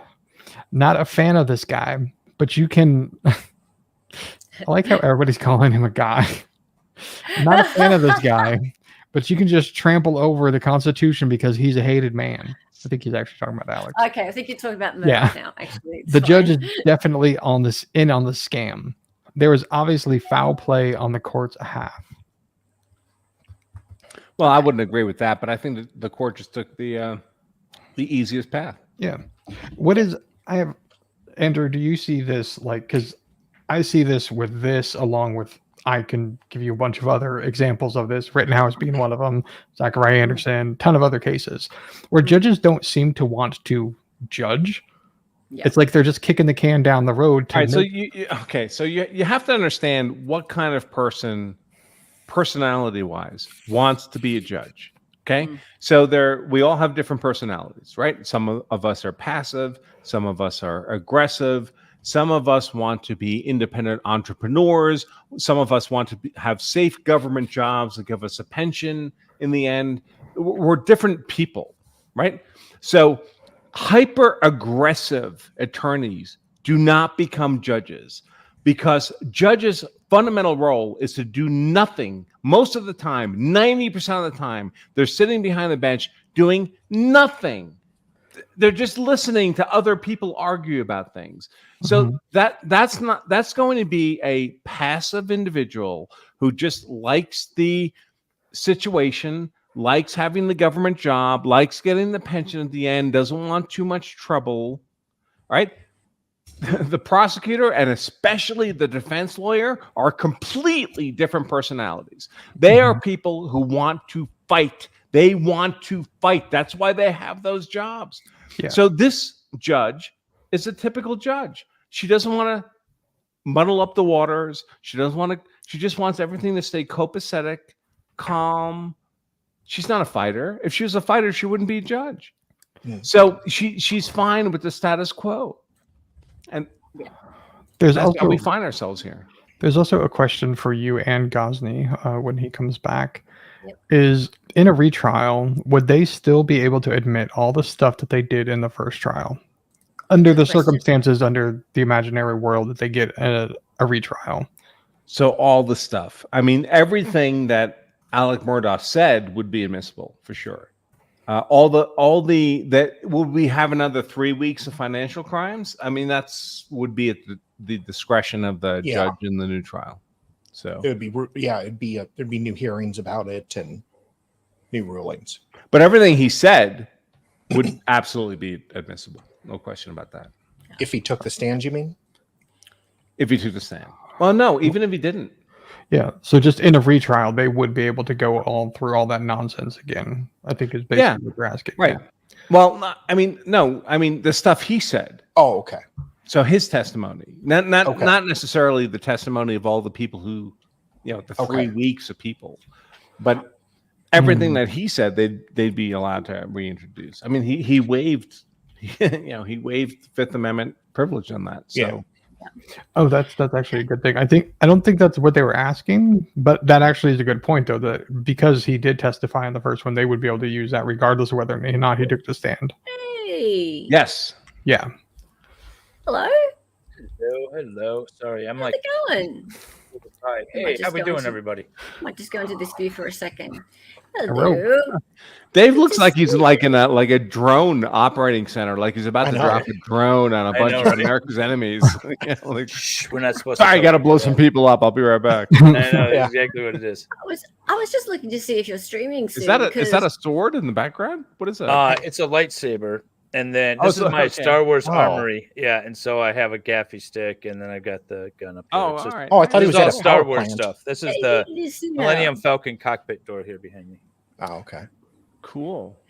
But no, I was going to stream. I am so exhausted. I was doing the Jody stream earlier, and I was like falling asleep. And so I thought, you know what? I'm not streaming anymore. Poor thing.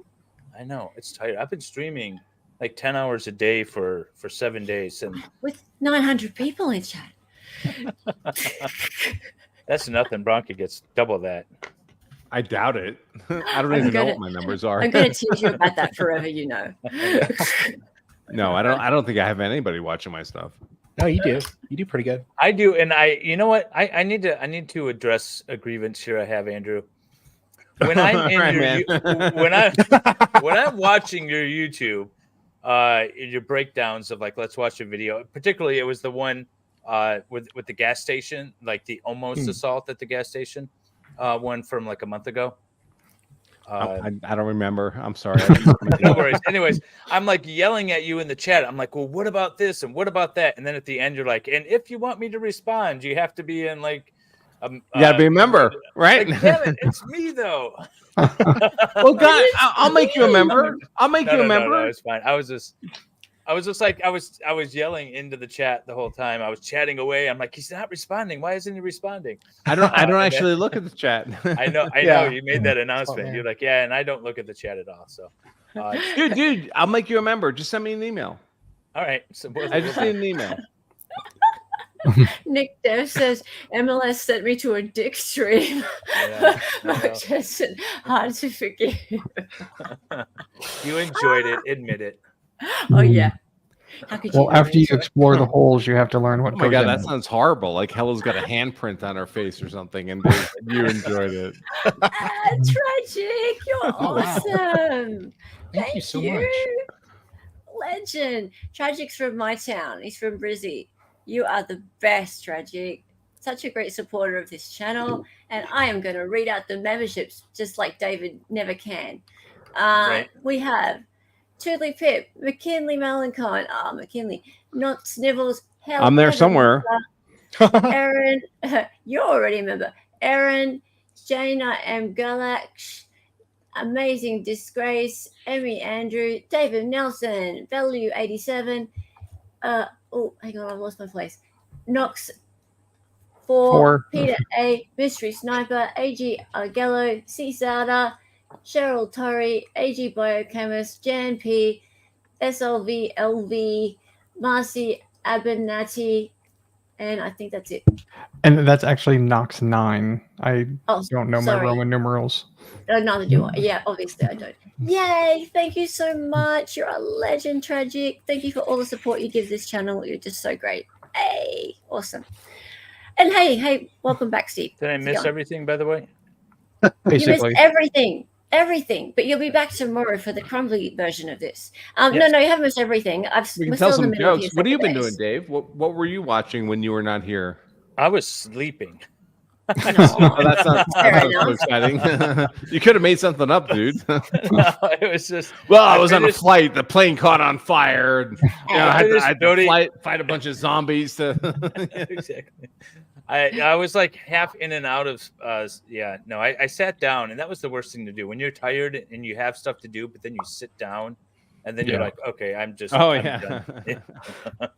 Yes, super chats are back on straight. It was my fault. I did today in Denver. We get where I live. We got about 150,000 tons of snow, like heavy, wet snow. And I have a snowblower, so I just started up. That sounds dirty. Snowblower can barely handle this stuff.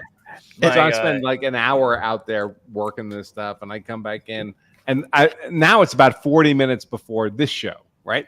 And I know it's coming up. And my wife is like, "Hey, honey, let's go up and just cuddle in bed." And I'm like, if I do that, I'm gonna pass out. Exactly.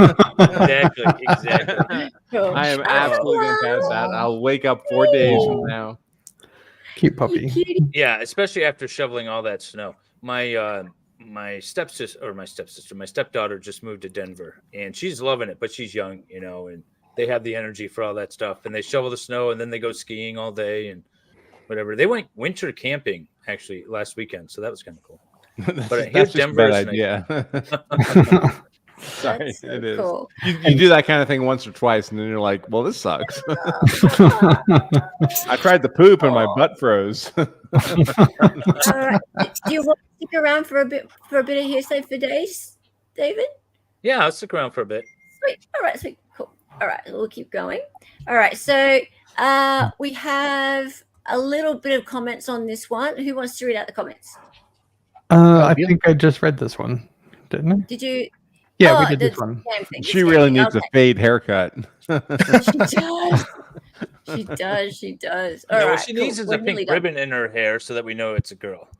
Yeah. She reminds me of Alrighty. a manager I had when I worked at PetSmart when I was 16. Okay, so we have a comment from Ms. Rosie here. Rosie says, Matt and Vinny discuss how weird Monday's jury tampering hearing was, including one of Becky's most passive-aggressive responses during DH's cross-examination of her. By the way, Rosie, you just contributed so much to this this presentation today. Thank you so much. You're awesome. And let's have a look at this. Another moment here, Matt, and again, this is Dick Harpootlian cross-examining Becky Hill. I'll just play it, let you react. During the trial, your daughter ended up on the Venari, is that right? She did. And she was coming up, and did you talk to me and Mr. Waters about putting her on the jury if at all possible? I'm not sure that we wanted her to be on the jury if at all possible, but I think the question was, would she make a good juror? And I said she sure would. I don't think we asked you. I think you told us she would make a great juror, did you not? I remember you asking. Okay. I was considering putting your daughter on the jury. Yes, sir. Matt Harris, what's happening here? I love this guy. He's like Skeletor. I completely do not like the second quarter clerk who came in. I understood her, like the way she did her job. This is just weird. It's so weird.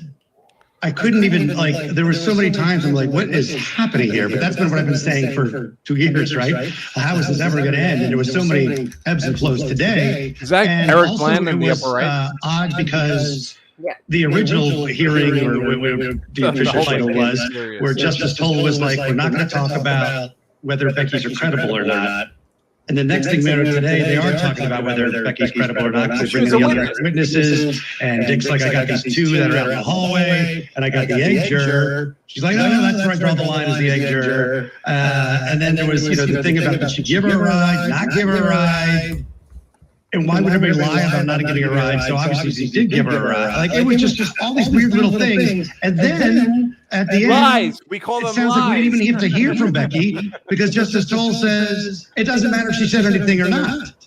It doesn't matter because it was not prejudicial. It did not change their ruling. So why don't we just waste all the time with Becky Hill when it didn't even matter if she said anything? That's not at all That what was happened. like all confusing and weird. Yeah, because you're Sorry, stupid. And that's why you think it's confusing and weird. Okay. because you're- Okay. I don't think this was at all confusing and weird. It's the there was a bad echo on that. It's very straightforward. Becky Hill was completely non-credible to this judge, as she was to everyone who watched her testimony and then heard the counter testimony. She's just not a credible witness. and that, as far as I'm concerned, that should have ended it right there. Yeah. Well, okay. Did we get to the part where the judge makes the ruling yet? Did we talk about that? Yeah, at all? we did. We did. Okay. We listened to that just a moment ago. And I apologize, guys. I'm having some audio issues today. I don't know why the audio is not playing through my main system. I can hear my Nobody chat. cares. Don't worry about it. Just skip it. Skip it. Ignore the chat. I I didn't watch the whole hearing and listen to all the testimony, but it was my understanding that at least one of the jurors said that she was influenced by Becky's comments, and voted guilty because of that. So why? Yes. But I didn't listen to like the nuance of it, but I did listen to the ruling by the judge, and I'm just confused Because somehow someone was stupid enough to ask the jury, that same juror, if she was also influenced by other jurors, and she said yes. Okay, and that makes that sense. of course is permissible. Yep. And when the judge made her final ruling, she said, "Well, she said she was influenced by the clerk, Becky Hill, but she also said she was influenced by other jurors, and the influence by other jurors wipes out the influence by Becky Hill." I can understand the judge reaching for that because they don't want a retrial on this case. But yes, but not on the merits, right? You're saying for not on the merits. Who asked that question? Do we know who asked the juror the question if they were influenced by the judge? Other jurors? No. It actually may have been the goddamn defense. That's I'd have to listen to it again. But part of this testimony was recounted testimony from an affidavit. And my recollection is that part was from an affidavit, which I presume would have been from the defense. Yeah, that's bad defense. That's that what I was wondering. That's a stupid fucking question to ask. Sorry. Well, and we'll get into some stupid fucking questions to ask probably tomorrow's stream. But that's what I was wondering. Was this a defense screw up? Steve, you're muted. I didn't know if you're so when the juror was about to be questioned, Harpootlian spoke to the judge before the juror came in and said, "Your Honor, we have this affidavit, and we'd like you to ask her questions related to some parts of this affidavit, but not to that particular part of the affidavit. And we don't want the affidavit put into evidence." And of course, the judge said, "Well, I'm not going to ask any witness any questions about anything I'm not allowed to put in the evidence." That would be insane. And it would. But unfortunately, in the affidavit, the witness had been asked, were you also influenced by other jurors?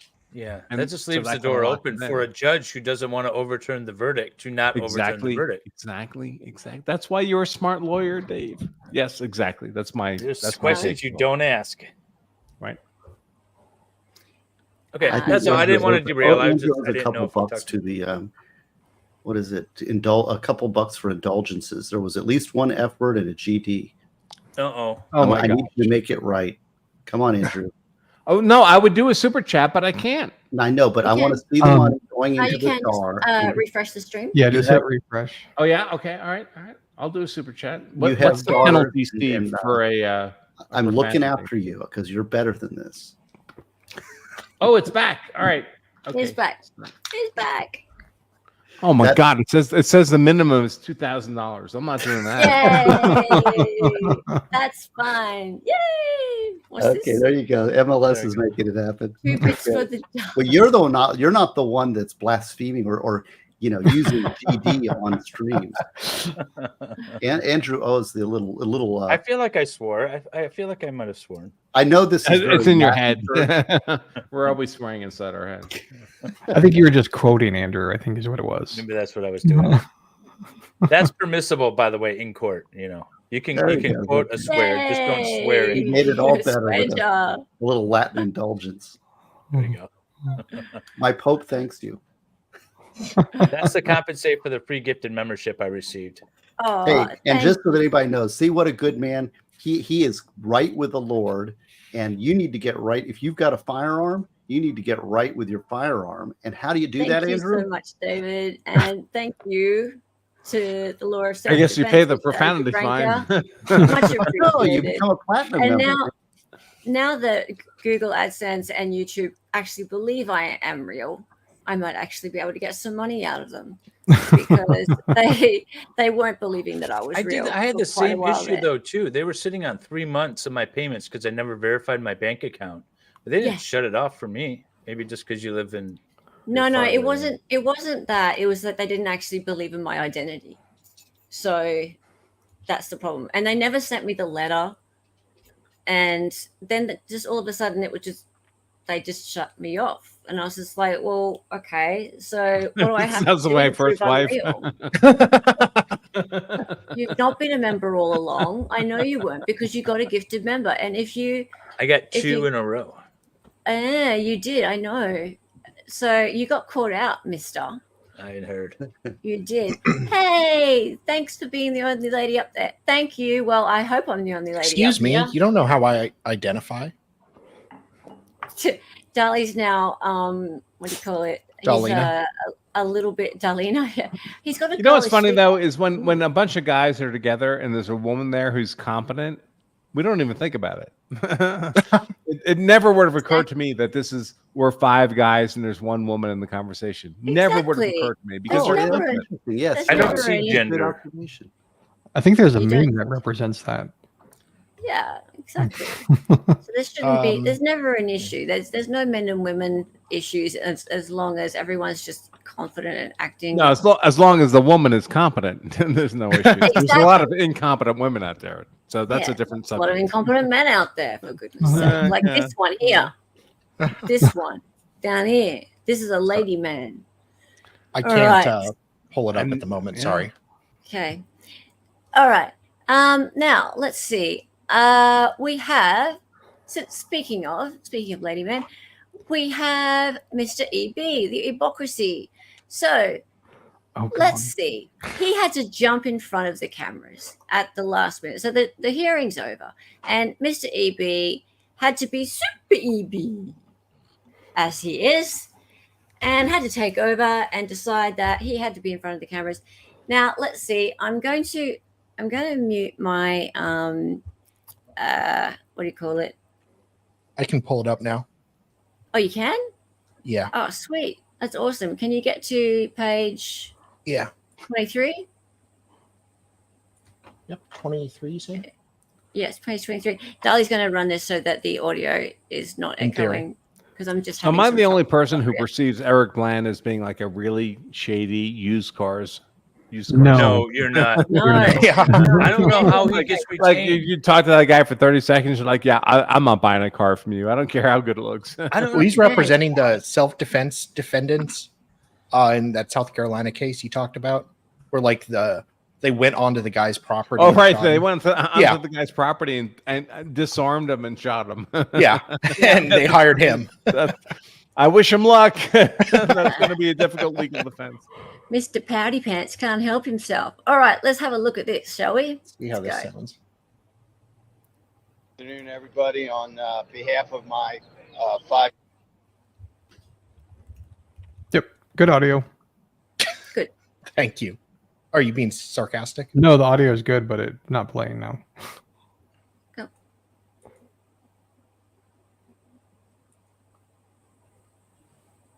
Yeah, not playing. No, I'm aware. Oh, okay. Eric Bland is the kind of guy where you walk into the men's room, you step into the urinal, he steps in next to you, and you just leave. You just like, I'll pee later. Okay, we're gonna have to go back to yours. I'm sorry. Sure. We're very pleased with the decision. I made Steve Gosney laugh. That's a good one. Well, no, I was just thinking I had a story that kind of, it's a ridiculous story about a young prosecutor who Is that mine? was so cocky. No. He was like the most. Good afternoon, everybody. On behalf of my 5 jurors that I represent, we're very pleased with the decision that Justice Toal rendered. This is what justice looks like. Sometimes it's messy, sometimes it's easy. This was not as easy as it looked. There was. Why does a juror care? What's going on? You're muted, Ella. Echo's gone, but we can't why hear does Hella keep muting herself? I mean, it does make her the perfect woman, actually. But... Yeah, I don't know why We still can't hear you. Yeah, she's look having at her. audio issues. She's getting feedback from her screen. That's her issue. But, Yeah, I had a here, I'll tell the story while she's fixing that. So there was a young prosecutor in the office when I was prosecuting back in the day. And their number 2 guy was this old dude who was a prosecutor who was like crack shot, very like always wore a 3-piece suit, very together, right? And this young prosecutor right out of law school was so cocky and thought he was God. And he comes into the men's room, and the number 2 prosecutor is taking a leak at the urinal. And the young prosecutor comes up to him and starts patting him on the back, saying, "Hey, buddy, how's it going?" As he's at the urinal. Okay. Yeah, I think I have. You and I know that violates a lot of rules. Yeah, so many rules. I've changed to speaking through here. Can you hear me? Yes. Yeah. Okay, great. Let's try this again. Good afternoon, everybody. On behalf of Did you hear my that? 5 jurors that I Don't represent, pretend it's still we're broken. very pleased with the decision that Justice Toal rendered. This is what justice looks like. Sometimes it's messy, sometimes it's easy. This was not as easy as it looked. There was. Okay, cool. So I think that fixes it for now. All right. So enough of that said. So justice is a corrupt clerk of court getting away with it. It's not justice just because you got the outcome you wanted. Sit down. Justice is not about outcome. Justice is about process. Exactly. Yeah, and I don't quite understand why the juror has any particular care about the outcome of this hearing. I don't know why a juror would. Why does Eric Bland? A juror is not an interested person in the case. Right. A juror is a necessary part of the case, but not an interested person. Becky, also talking to you, the clerk of the court. Yep. Mm-hmm. So exactly. The juror is explicitly supposed to be a non-interested person. Check private, Ella. Exactly. Okay. And then we have Rosie. So again, Rosie weighing in, and you're awesome, Rosie. So proud of his own tampering efforts. Oh, well, he won't like the long game outcome. Let's hope. We'll see. C-Sweat. Love you, C. C-Sweet. That man wouldn't know what justice looked like if it came up to him, sat down to dinner for a while, and slapped him in the face. Hey. SS. I love that she put SS. I think she's projecting. She's fantastic. And, why is this F face on TV again? Because he can't help himself. And apparently he just jumped in. Yeah. Like there was the defense guys, they were in front of the cameras, and then the prosecutors were supposed to be in front of the cameras, and he just saw it opening and was just like, yeah. Listen, I give him full credit for that. Check private. If you don't have the skills to actually be a lawyer, then you revert to the theater part of it. Yeah. And he's great at the theater part of it. I mean, he's been doing it for years and it's working for him. Mm-hmm. So yeah, there's a momentary, listen, if I lacked the intellectual capacity to be a lawyer, I'd be this guy. Well, and if I saw the microphones and someone wasn't standing there for a moment, I'd jump right in. I mean, you take your opportunities where you see them. Mm-hmm. Yeah. He's grifting. Exactly. All right. Now, all that was done. And then we've got, oh man, Murdaugh groups on Facebook do not disappoint. And, Bill, would you like to read this out? Yes. While you're doing that, you want to look at the private thing? Yep. Becky Hill costed the state this trial. He'll get retrial based on her lies. She needs to answer for her purgatory statements and lose her job. She can never be trusted again. Bye, Becky. Bye, Becky. Take my wife's Facebook post down immediately. I look up her Facebook profile. OMG. She in college studying criminal justice. I mean, a good stint in purgatory for Bex doesn't seem like all that bad of an idea, eh? I'm so tired of people and their purgatory statements. I didn't know purgatory was an option for punishment in South Carolina. I can't see those. Yeah, I think purgatory. Oh yeah, I'm just bringing up C because I was like, I told C that she was going to end up in this, and she did. I don't know if the costed or the religious referral, but OMG, costed purgatory. Where do these people come from? Rocks. That's amazing. And Murph's turn. Oh, thank you, Murph Turf. Murphy Turfy. This is for you, Steve. Just wanted to let Steve know the autographed copy of Brucey the One-Eyed Wonder Dog was a big hit at Christmas with my niece and nephew. My sister-in-law was touched by the book. Well done. There's Brucey. Yay. Yes, and here's the coloring book. The coloring book is available. So you get the hard cover. Is it available now? Huh? Oh, it's available now, is it? Yes, only at stevegosney.com. So you can get Brucey the One-Eyed Wonder Dog. Here's this. It's a hardcover book, and it's made to be an heirloom for your family. And I've had nothing but good, positive reviews, and I'm very happy with it. And then we have a coloring book version. Oh. So if your kid wants to do, it's a little less. Oh, look, see, MLS has it. There's look. Oh, and then so there's awesome. the regular, and there's you got the summer friend. Yeah, that's a true story. That's so cool. Thank you. Awesome. Thank you, and, Mark. And I need to put your link up in chat. I'll do it in a moment. Thank you. It's right here, SteveGosney.com. Get any books that I have. Lots of different stuff, but I do have your links, and I'll pop them up. Just all of Steve's books are great. Yes, absolutely. Okay, we're nearly done here. Have we read all those out yet? Yeah. Next page. Okay, fantastic. Okay.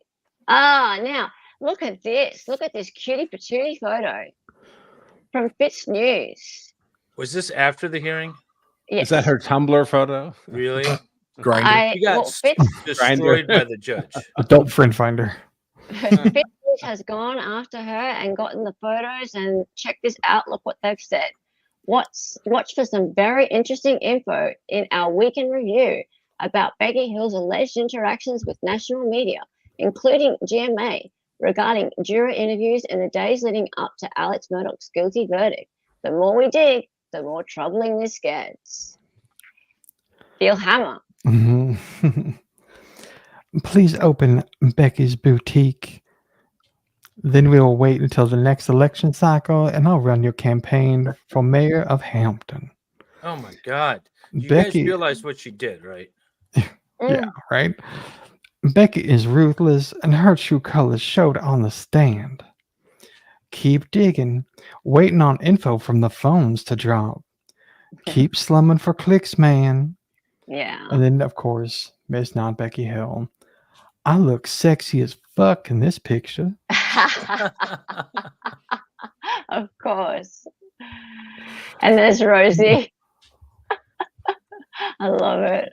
She I looks like remember she's you in the jury room. Tampering with the jury. Sexy. And there's Ben Smith. That's another sanction. I love it. Now, I'm not staying here. I'm not through with my examination. if anyone's never seen this, you need to, because it will just lighten the mood. Turn it up. Is this funny, sir? I don't believe so. Apologies. Is it not loud staying enough? here. Really? Is that not loud enough? We're good. We're good. We're good. Okay. I'm not through with my examination. Sit down.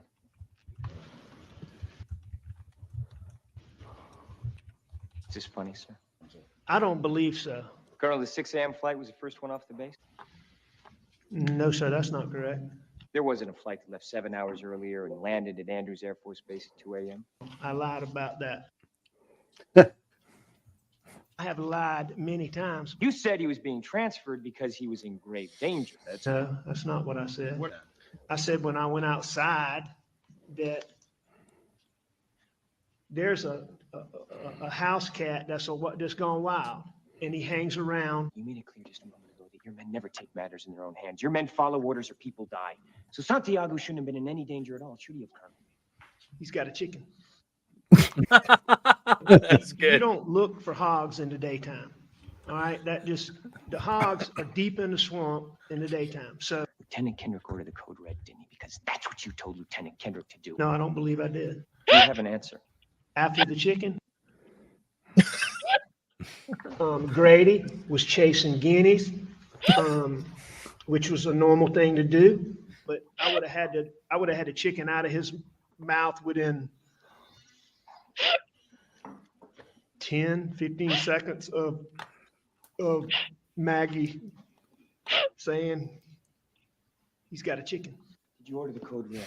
I may have gone by the sink, or I may have gotten a spit cup, but Did you order the Spit code cup. red? Oh my You God. don't have to answer that question. I'd like an answer to the question, Judge. and I'm gonna answer them. All I'm saying is I'm taking issue with the manner in which you're changing what I'm saying. You ordered the code red. Most times the chicken wasn't dead, and that chicken wasn't dead. I want the truth. That chicken did die. That was good. That was Members be dismissed so that we can move to an immediate Article 39A session.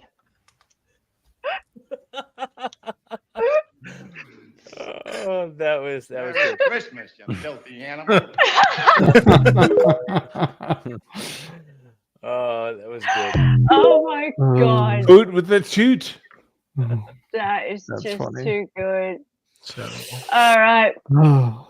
Thank you, everybody, for joining us. Please join us on my TwitX community, my Hearsay for Days TwitX community. The people speakers, their words repeated. I have more than 11 members on there now. That was when I first started. Please join us. So if you want to see more of what these conversations are, I redact all the commenters who have not given me permission to show their names. And if you want to see more of the threads, then you join the TwitX community. Just follow me on Twitter and I will show you how to be involved. So that's there. And also, tomorrow we have another special edition at the normal time, Sunday, 3 p.m. Eastern. That's 6 a.m. Australian Eastern Standard Time. It is the special Crumbly edition, and that is with Mr. Making Law Simple. This guy here. We're going to be talking Crumblies. I have some thoughts. I bet you do. We're going to be opening up the comment section like we did today, but on the Crumbly trial, which is extremely controversial. Lots of different opinions. If you've been hanging out in David's chat, or any really of the other defense-friendly chats, you are going to be a little bit shocked about some of the things that people have been saying about this case. But we're going to measure it out, and we're going to show you across the board. So that's tomorrow, 3 p.m. Eastern. Please be there. Don't miss it. It's going to be huge. Follow the Crumbly stuff, folks, because that defense attorney is yep. It's a legal gift for observation. So well, indeed. Now, also, she's Columbo secretly. Just on that, or inverse Columbo. We're about to raid Mr. Sean, potentially criminal. He is actually watching the closing arguments right now. So that will give you a little bit more insight if you haven't been following it, or if you even have been following it. That's a really good chance to get yourself brushed up on what happened on Friday. Thank you, Mr. Attorney Andrew Branca. Thank you, Mr. Steve Gosney. Thank you, Dali. Thank you, Bill Hammer. And of course, thank you, Mr. Making More Simple. We've lost one already. He tends to go early. He's a piker. Australians call them pikers. Steve, thank you for your streaming. That was lovely of you. Sorry about our audio issues today. It was a bit odd. We don't usually have those. But yeah, things happen. We boomer. Everything happens. We're all human. And it's been wonderful. We're doing it live. And yes, it's been wonderful. And I'm just going to, thank you for watching Hearsay for Days. Time to raid, and let's say to Mr. Potentially Criminal, it's an EU raid. And I'm going to say my goodbyes now over here this way. Bye-bye. Love ya.